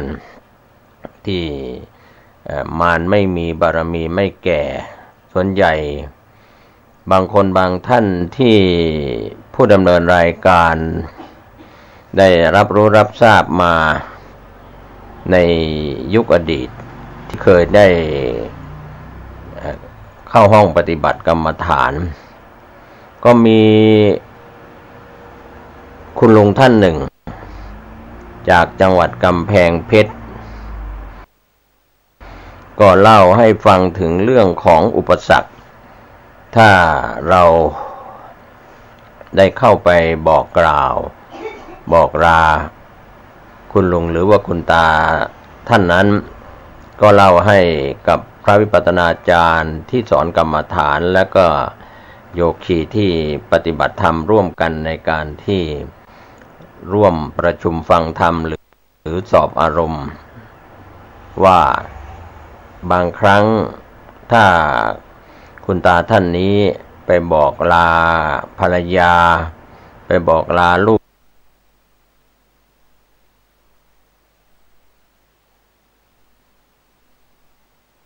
หลานไปบอกลาญาติมิตรหรือคนรู้จักกัน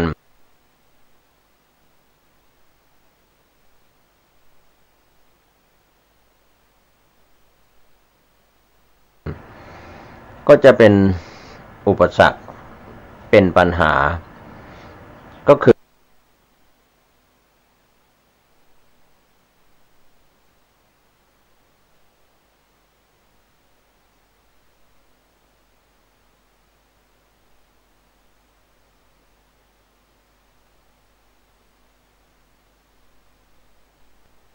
ไม่ได้มาถ้าวันไหนตั้งใจจะมา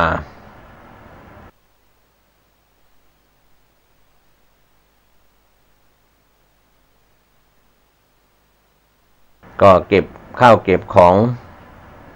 ก็บอกลาคนใกล้ชิดแล้วก็เดินทางเลยจากจังหวัดกำแพงเพชรมายัง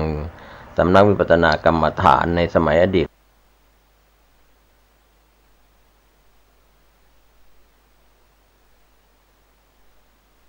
ก็คือวัดพรหมจริยาวาสซึ่งสมัยนั้นมัวแขนมั่งมัวนึกว่ายังได้คุ้มอันธพาลเกลื่อนเสาะหาเอามาปลอบขวัญยังตายเกลื่อนกันชีวันดับพลันอยู่หลุมธรรมะต่างหาก ดึงจากนรกตกขุมเป็นเครื่องคอยคุ้มเพราะเป็นพระองค์จริงกรรมดีดีกว่าวัตถุมงคลทำดีในตนผู้คนไหนอยากจะยิง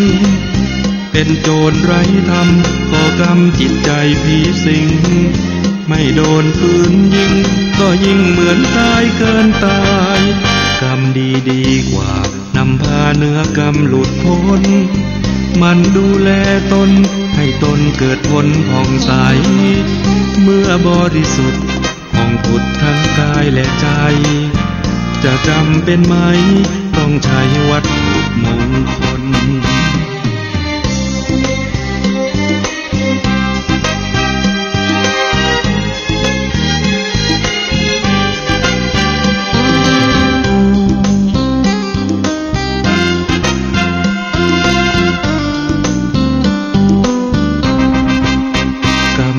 ดีกว่ามงคลสืบสานกุศลความดีเติมตนดีกว่านั่งเคล้าของขลังพระเครื่องตระกุดปลุกเสกว่าแสนฉมังคาดมัวแขนมั่งมัวนึกว่ายังได้คุ้มอันธพาลเกลื่อนเสาะหาเอามาปลอบขวัญยังตายเกลื่อนกันชีวันดับพลันอยู่หลุมธรรมะต่างหากดึงจากนรกตกขุมเป็นเครื่องคอยคุ้มเพราะเป็นพระองค์จริงกรรมดีดีกว่าวัตถุมงคลทำดีในตนผู้คนไหนอยากจะยิงเป็นโจรไร้ธรรมก่อกรรมจิตใจผีสิงไม่โดนปืนยิงก็ยิ่งเหมือนตายเกินตายกรรมดีดีกว่านำพาเนื้อกรรมหลุดพ้นมันดูแลตนให้ตนเกิดผลผ่องใสเมื่อบริสุทธิ์ผ่องผุดทั้งกายและใจจะจำเป็นไหมต้องใช้วัตถุมงคล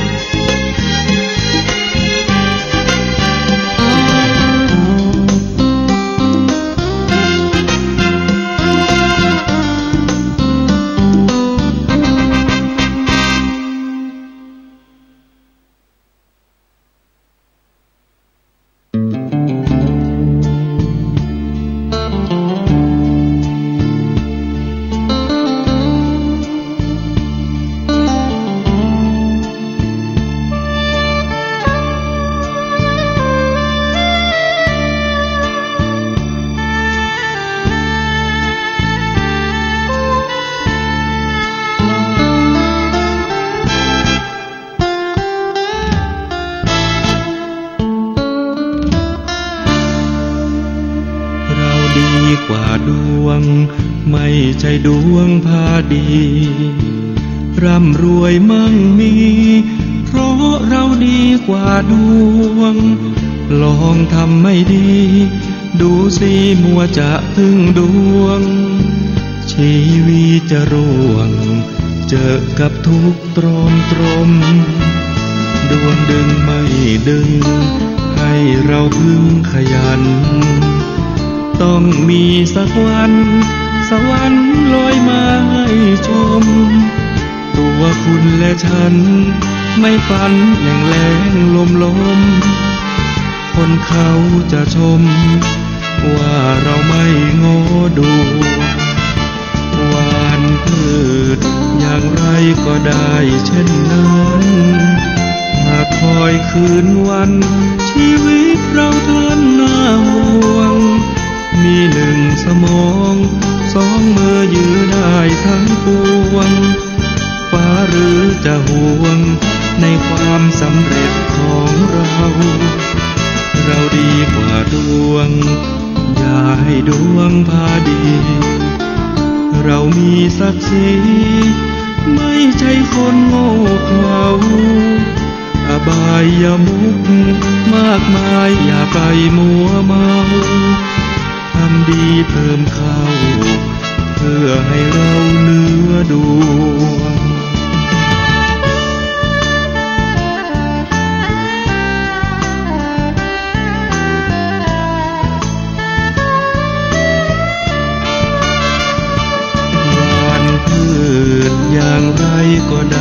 เช่นนั้น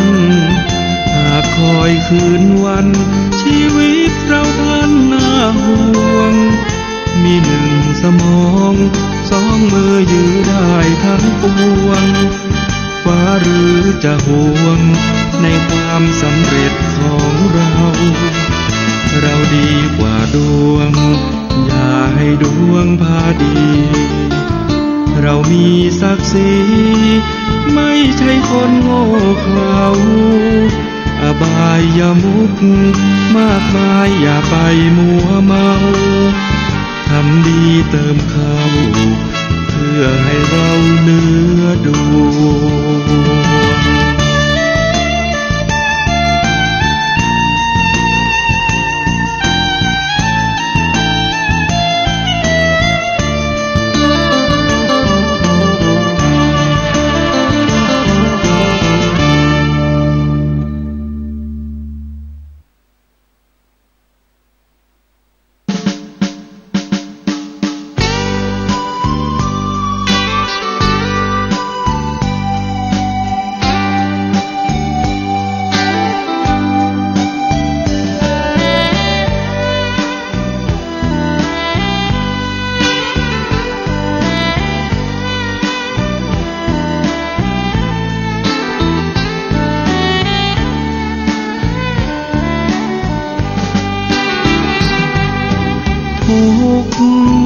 นั้นมี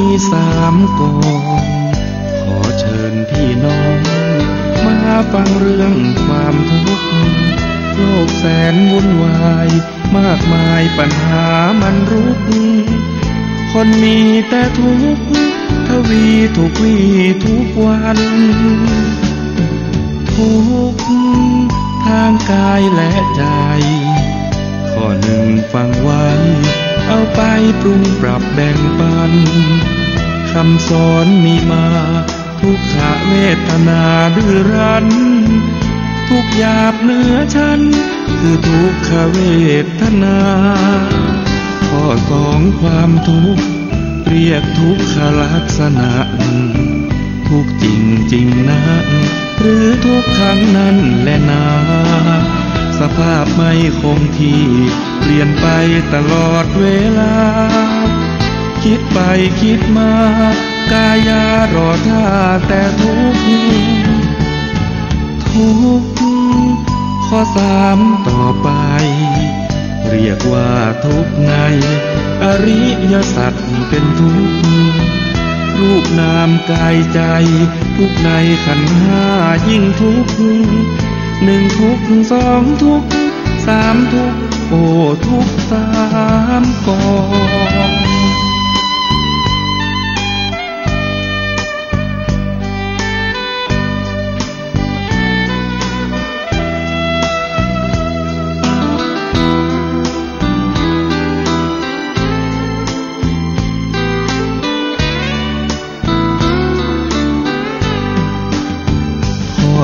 งความทุกข์เรียกทุกขลักษณะทุกจริงจริงนะหรือทุกครั้งนั้นแหละนะสภาพไม่คงที่เปลี่ยนไปตลอดเวลาคิดไปคิดมากายารอท่าแต่ทุกข์ข้อ3ต่อไปเรียกว่าทุกข์ในอริยสัจเป็นทุกข์รูปนามกายใจ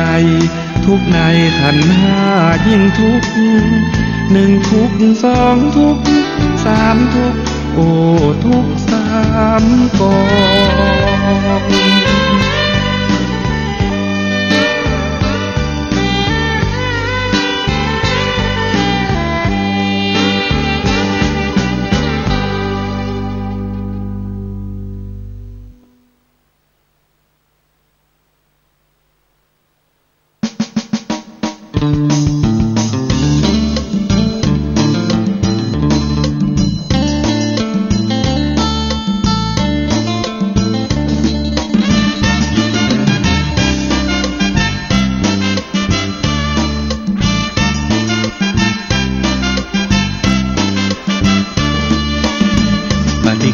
บำรุงแต่งปรุ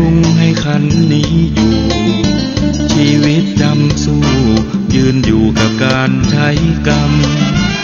จะเอาอะไรมากมายเกิดตายชี้นำบนหาแต่กรรมย้ำกับอุปาทานเกิดมาเป็นชีวาปัญหานั้นเรื่องของจิตบางครั้งยึดติดหลงผิดร้อนรุมเผาพลานหลงรสอารมณ์ตรมสนุกสนานหลงอุปาทานว่าสุขว่าทุกข์งงงวยชีวิตควรอยู่แบบผู้รักธรรมชาติสดใสสะอาดสันโดษใจเน้นจนรวยการดำรงชีพปัจจัยแค่ไหนอวยอย่าหลงสำรวยตัวช่วยเอาทุกนำพาปฏิกูลบำรุงแต่งปรุงเพื่อขันนี้อยู่อย่าคิดหดหู่จงอยู่แบบมีปัญญาเลือกคิดเลือกทำอย่านำมาเป็นปัญหาทุกในอุราล้วนมาจากอุปาทาน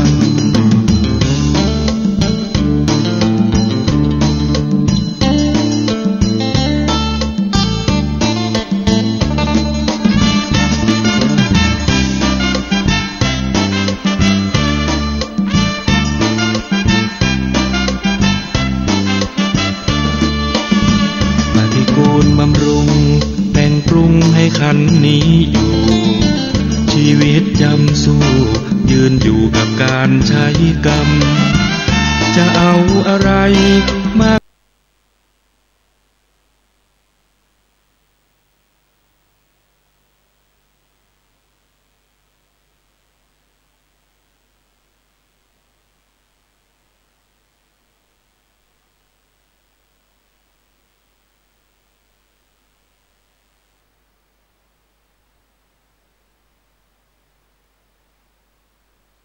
ไม่เกิดตายชี้นำกาย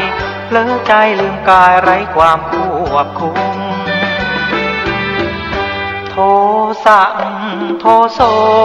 โมโหโมหะกำหนดไว้นะสติคอยคุ้มกำหนดใจ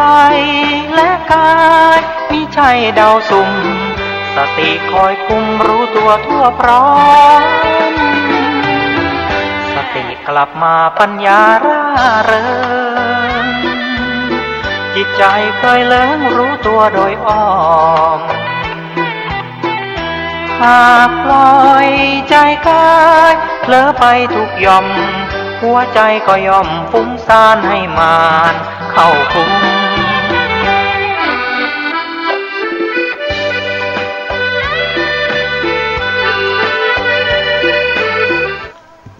สวัสดีครับท่านผู้ชมและท่านผู้ฟังที่เคารพข่าวชาวบ้านเสียงธรรมเสียงข่าวผมเกษตรเพชรสำริดบรรณาธิการข่าวก้าวหน้านิวทีมข่าวทีมงานรายงานตัวรายงานข่าวสารในวันนี้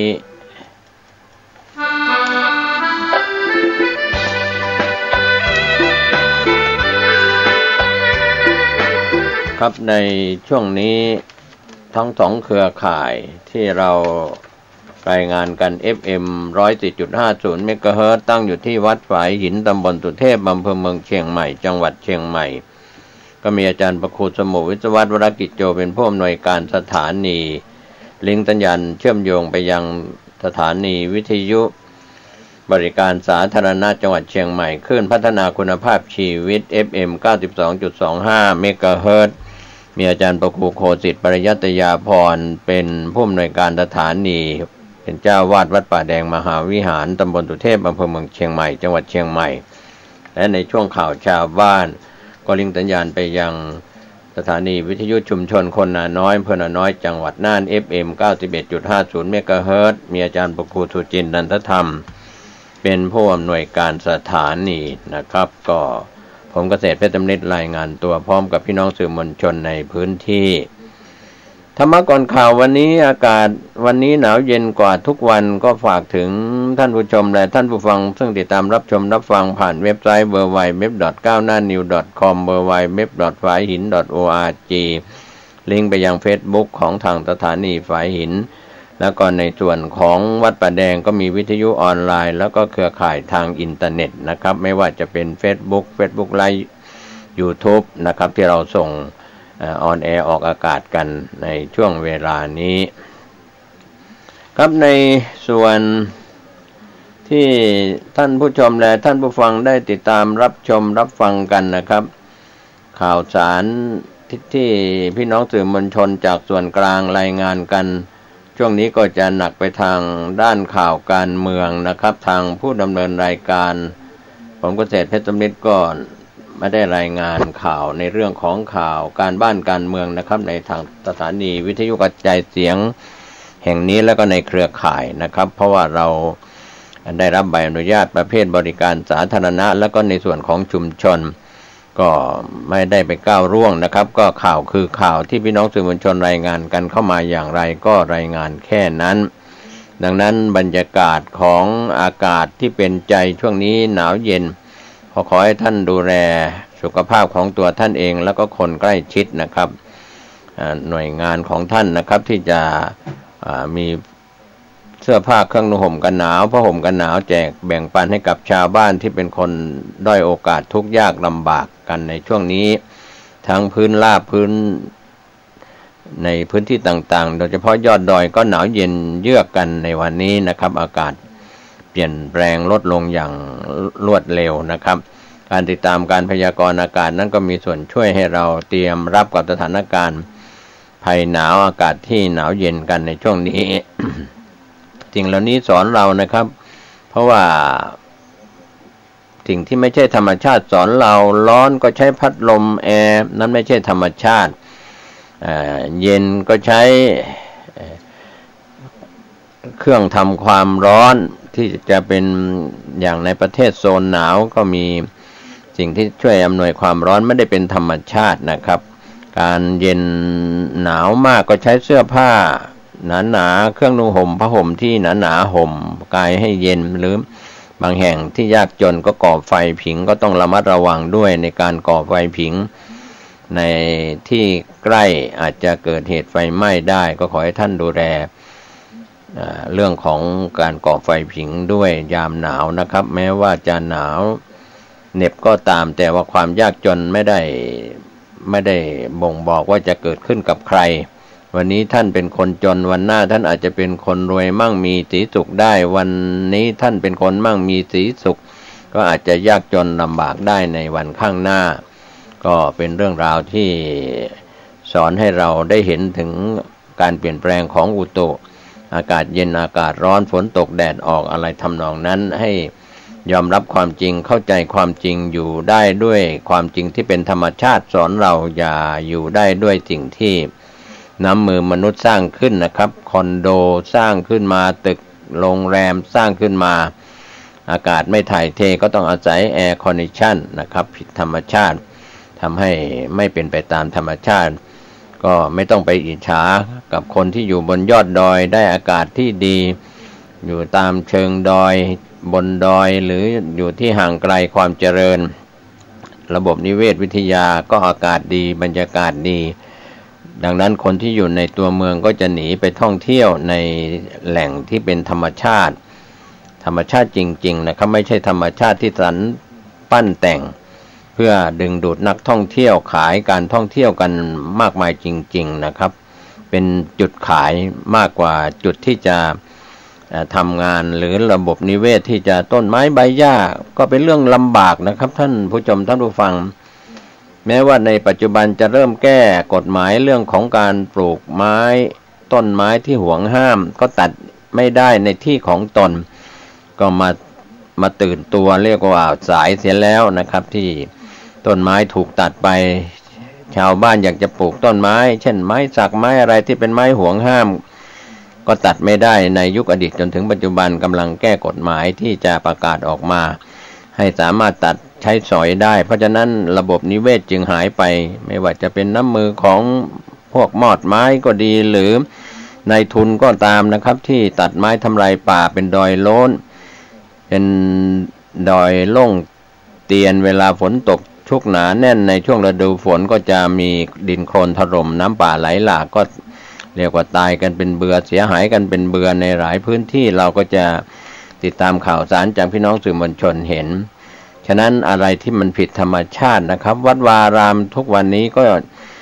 ปลูกต้นไม้ที่มีอยู่ในวัดเพื่อให้ความร่มเย็นนะครับก็พยายามจะไปปลูกต้นไม้ที่ห่วงห้ามเวลาไม้ในวัดแก่หรือว่าตายยืนต้นหรืออายุมากขึ้นก็ตัดไม่ได้ต้องขออนุญาตบางวัดมีต้นสักปลูกไว้ในวัดนะครับก็ต้องขออนุญาตอีกตอนนี้ยังต้องขออนุญาตก่อนที่จะตัด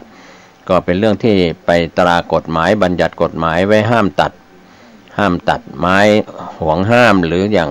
การเข้าป่าล่าสัตว์ที่เป็นสัตว์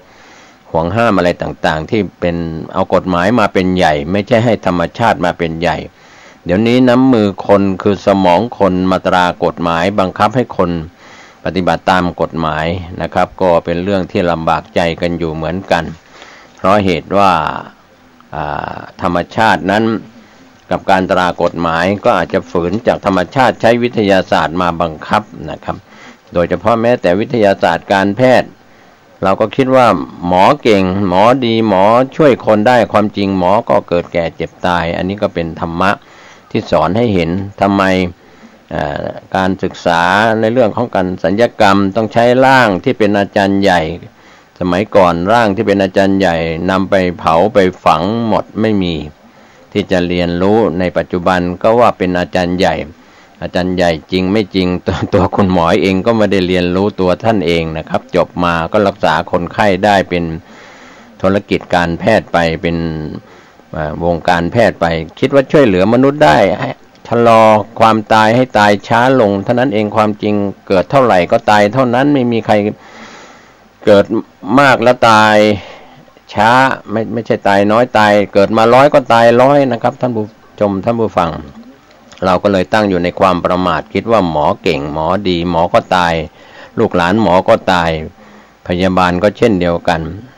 ปัจจุบันก็คิดว่ายาเป็นสิ่งวิเศษสิ่งที่จะช่วยคนให้ต่ออายุได้บางทีก็ยาก็เป็นดาบสองคมคือให้คุณก็มีให้โทษก็มี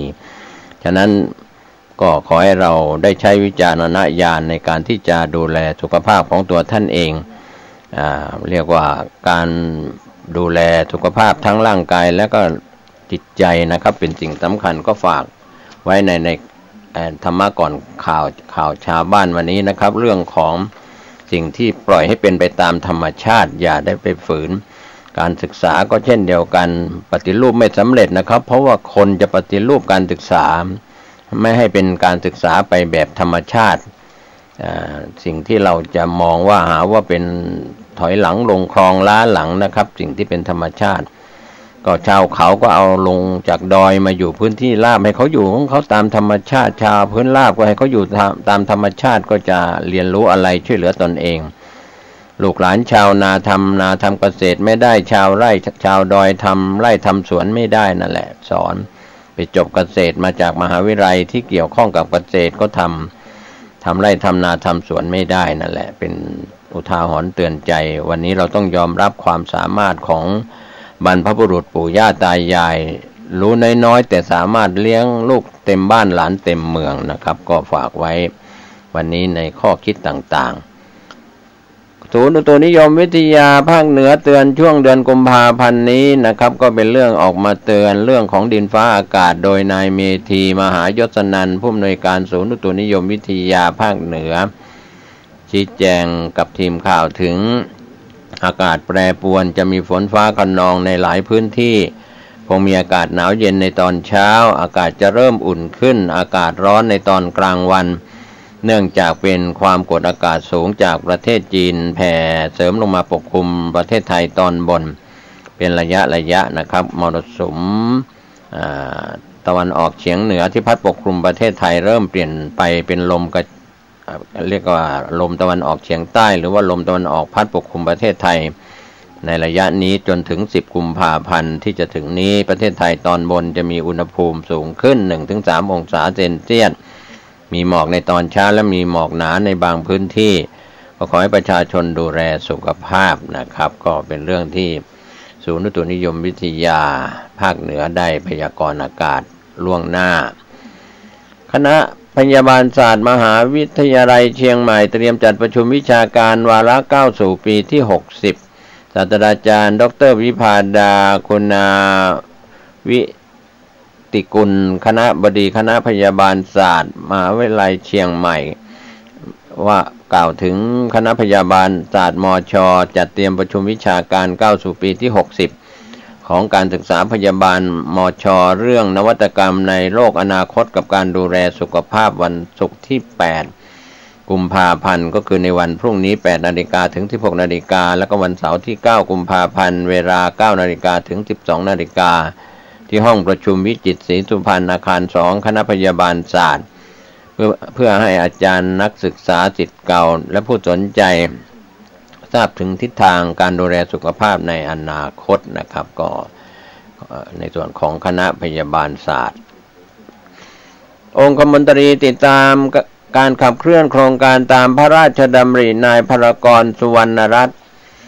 องคมนตรีติดตามการขับเคลื่อนโครงการพระราชดำริเชิญถุงพระราชทานมอบกับราษฎรและเจ้าหน้าที่ผู้ปฏิบัติงานโครงการนั้นเนื่องมาจากพระราชดำริในพื้นที่จังหวัดพะเยาวันพุธที่6กุมภาพันธ์เมื่อวานนี้นายภรกร สุวรรณรัตน์องคมนตรีในฐานะประธานอนุกรรมการติดตามและก็ขับเคลื่อนโครงการนั้นเนื่องมาจากพระราชดำริพื้นที่ภาคเหนือพร้อมคณะอนุกรรมการเชิญถุงพระราชทานจากสมเด็จพระเจ้าอยู่หัวมหาวชิราลงกรณ์บดินทรเทพยวรางกูลที่ทรงห่วงใยในชีวิตความเป็นอยู่ของราษฎรไปมอบกับราษฎรและเจ้าหน้าที่ผู้ปฏิบัติงานที่สถานีพัฒนาการเกษตรที่สูงตามพระราชดำริบ้านสันติสุขถึงบ้านขุนกำลังอำเภอปงจังหวัดพะเยาจำนวน138ถุงก็มีนายณรงค์ศักดิ์ โอสถธนากรผู้ว่าราชการจังหวัดพะเยาพร้อมส่วนราชการในพื้นที่ร่วมมอบถุงพระราชทานและรายงานผลการดำเนินงานโครงการตามพระราชดำริที่สถานีพัฒนาการเกษตรที่สูงตามพระราชดำริบ้านสันติสุขถึงบ้านขุนกำลังอำเภอปงจังหวัดพะเยาเมื่อวานนี้ส่วนข่าวจากลำปางผู้ว่าราชการจังหวัดลำปางลงพื้นที่นะครับที่อำเภอห้างฉัตรจังหวัดลำปางนายทรงพลสวัสดิ์ธรรมผู้ว่าราชการจังหวัดลำปางพร้อมคณะเจ้าหน้าที่ในส่วนงานที่เกี่ยวข้องลงพื้นที่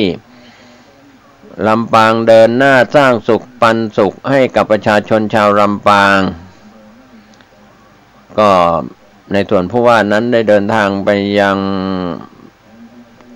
ชุมชนบ้านหัววังหมู่5ตำบลเวียงตาลอำเภอห้างฉัตรจังหวัดลำปางก็ไปติดตามการก่อสร้างถนนคอนกรีตเสริมเหล็กนะครับกว้าง4เมตรระยะทาง358เมตรทางชุมชนได้รับสนับสนุนงบประมาณ 549,000 บาทเป็นงบพัฒนาจังหวัดลำปางงบประมาณปีนี้ก็ไปติดตามงานนายทรงพลสวัสดิ์ธรรมผู้ว่าราชการจังหวัดลำปางและคณะนะครับก็เป็นส่วนที่การติดตามงานมีส่วนตัวช่วยส่วนจังหวัดลำพูนพัฒนาศักยภาพแรงงานเพิ่มช่องทางในการทำการตลาดนะครับก็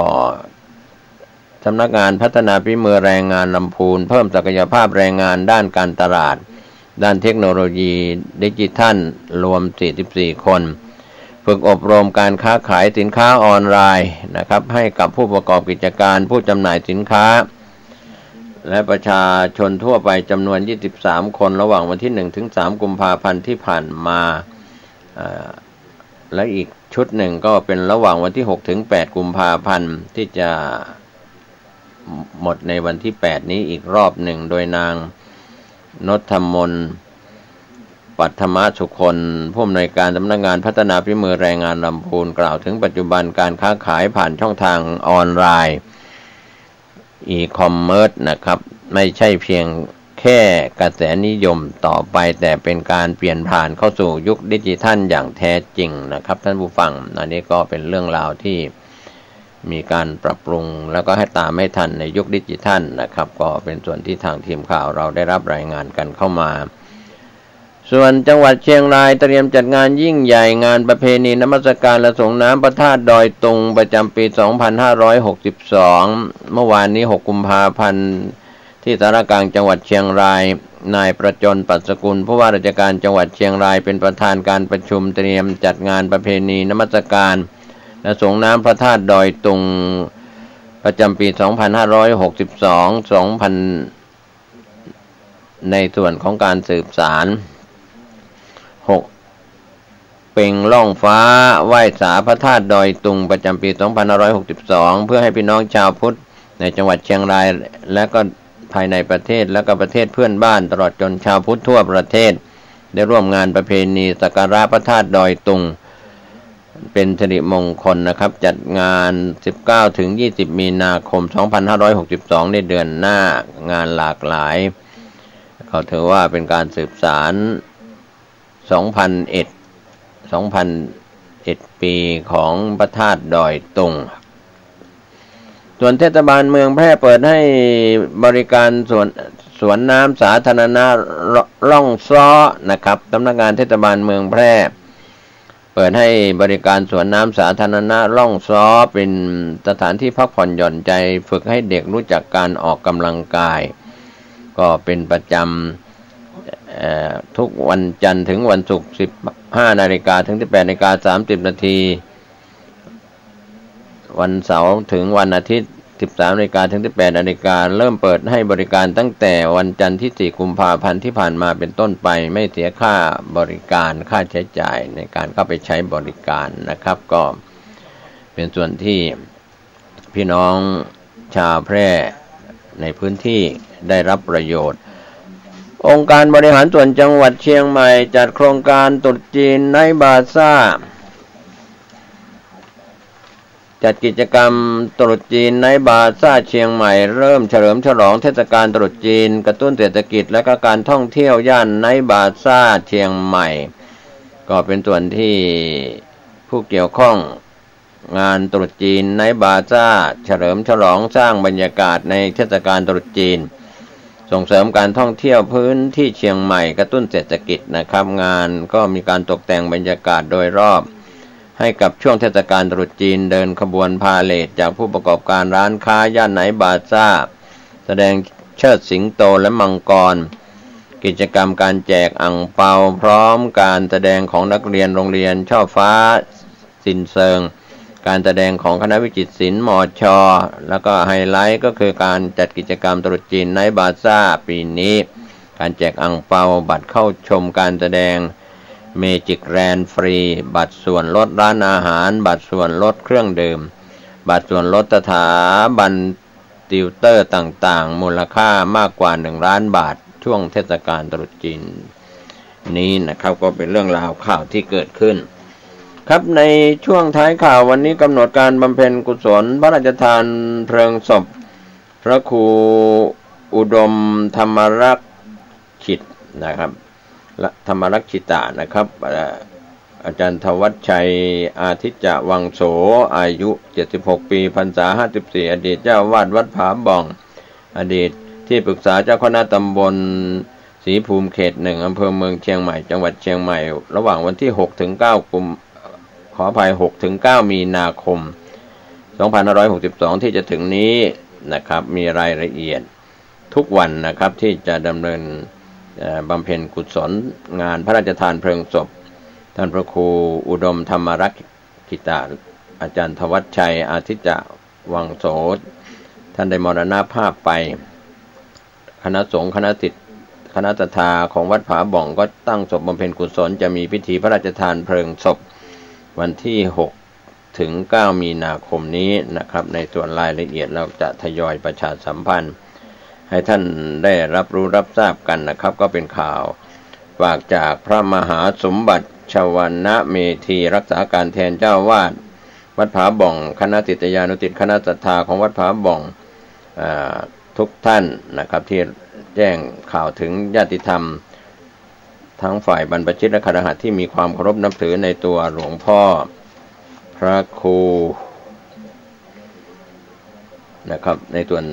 ท่านพระครูอุดมธรรมรัก ชิตานะครับเรียกว่าอาจารย์ธวัชชัยนะครับท่านก็มีอายุการพรรษา76อายุ76ปีพรรษา54ถึงแก่มรณภาพไปเป็นอดีตเจ้าอาวาสวัดผาบ่องเชิญท่านร่วมงานนี้โดยพร้อมเพรียงกันงานสำคัญอีกงานหนึ่งนะครับที่ทำสปอร์ตประชาสัมพันธ์สั้นๆนะครับขออภัยสั้นๆลิ้นแข็งอากาศหนาวเย็นตั้งแต่เช้ามานะครับก็ที่วัดพระธาตุสีจอมทองวรวิหารอำเภอจอมทองจังหวัดเชียงใหม่ก็มีงานทำบุญปล่อยหลวงถาวรวัตถุและเสนาสนะวัดพระธาตุสีจอมทองวรวิหารตำบลบ้านหลวงอำเภอจอมทองจังหวัดเชียงใหม่ 18-22 กุมภาพันธ์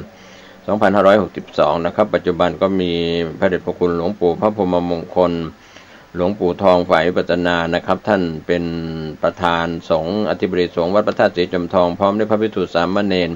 ศรัทธาของวัดพระธาตุสีจอมทองวรวิหารทุกหลังคาเรือนญาติธรรมทางใกล้ทางไกลก็มีกำหนดการปล่อยหลวง 18-22 กุมภาพันธ์ถาวรวัตถุสิ่งก่อสร้างทั้งหมด20รายการที่เคยนำรายงานท่านไปแล้วรวมมูลค่า312ล้านบาท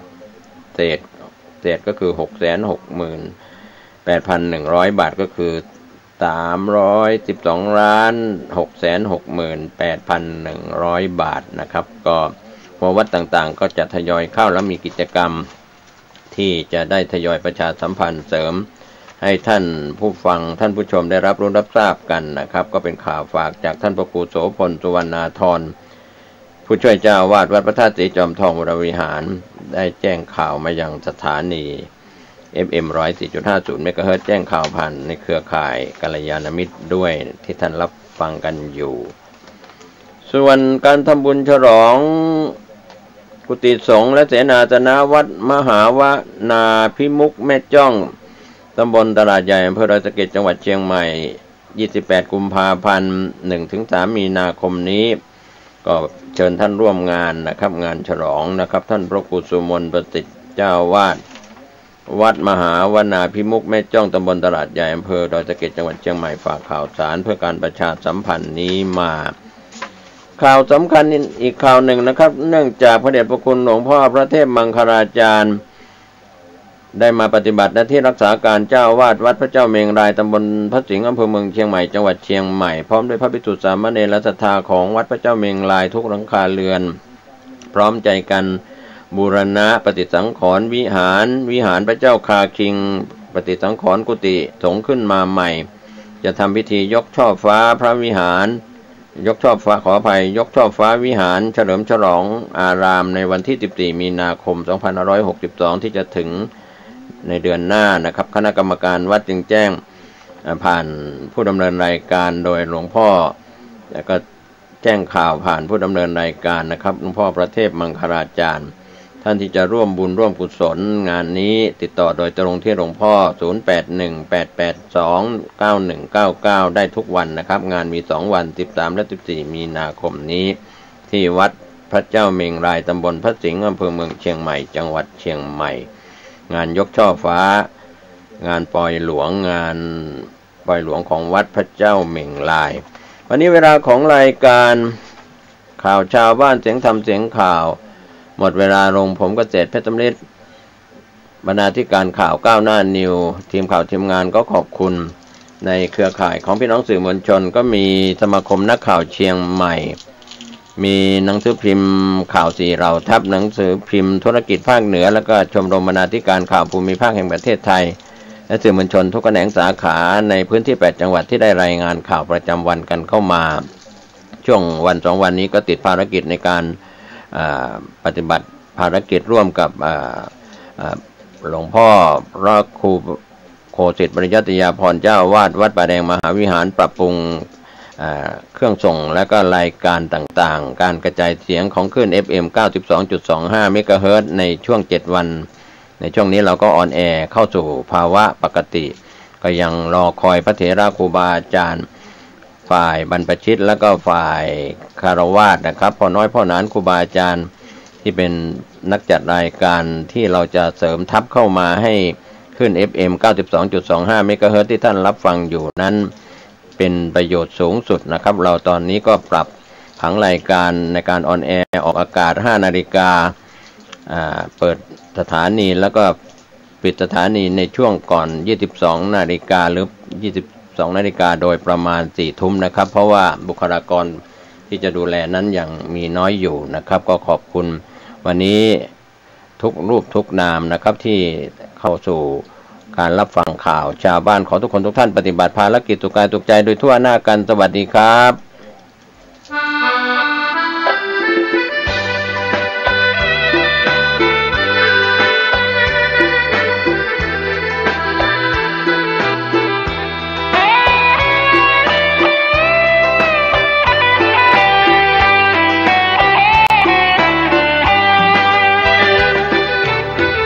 สติไม่มาปัญญาไม่มีถ้อยคำนี้ควรฟังไว้เถิดหากสติมาแล้วปัญญาเกิดตัณหาตะเลิดกิเลสสลายสติไม่มาปัญญาไม่มีจดจำคำนี้วลีง่ายๆปล่อยใจ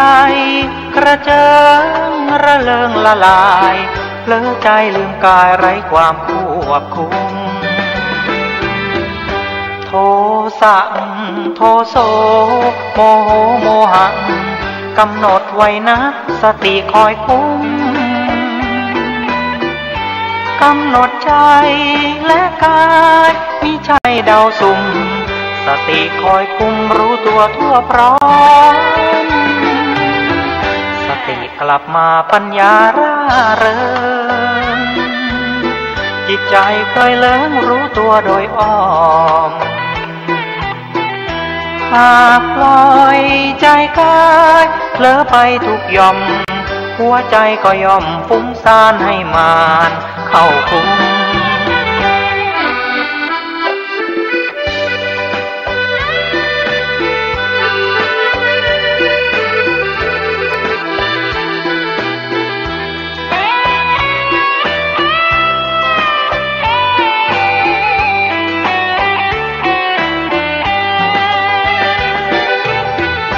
โทสะโทโสโมโหโมหะกำหนดไว้นะสติคอยคุ้มกำหนดใจและกายมิใช่เดาสุ่มสติคอยคุมรู้ตัวทั่วพร้อมสติกลับมาปัญญาร่าเริงจิตใจเคยเลิงรู้ตัวโดยอ้อมหากปล่อยใจกายเผลอไปทุกย่อมหัวใจก็ย่อมฟุ้งซ่านให้มานเข้าคุม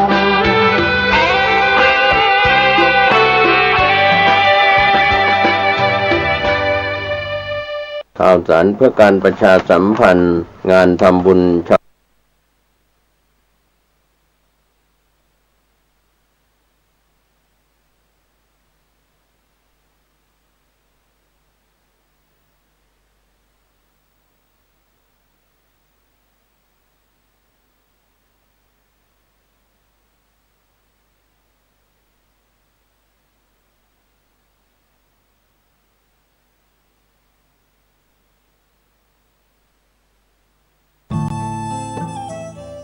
ท่านกำลังติดตามรับฟังสถานีวิทยุกระจายเสียงพระพุทธศาสนาแห่งชาติและสังคมคลื่นเพื่อการศึกษาพระพุทธศาสนาและวัฒนธรรมระบบ FM 104.5 เมกะเฮิรตซ์รายการต่อไปเป็นรายการทานธรรมทางสงบดำเนินรายการโดยพันเอกตนัท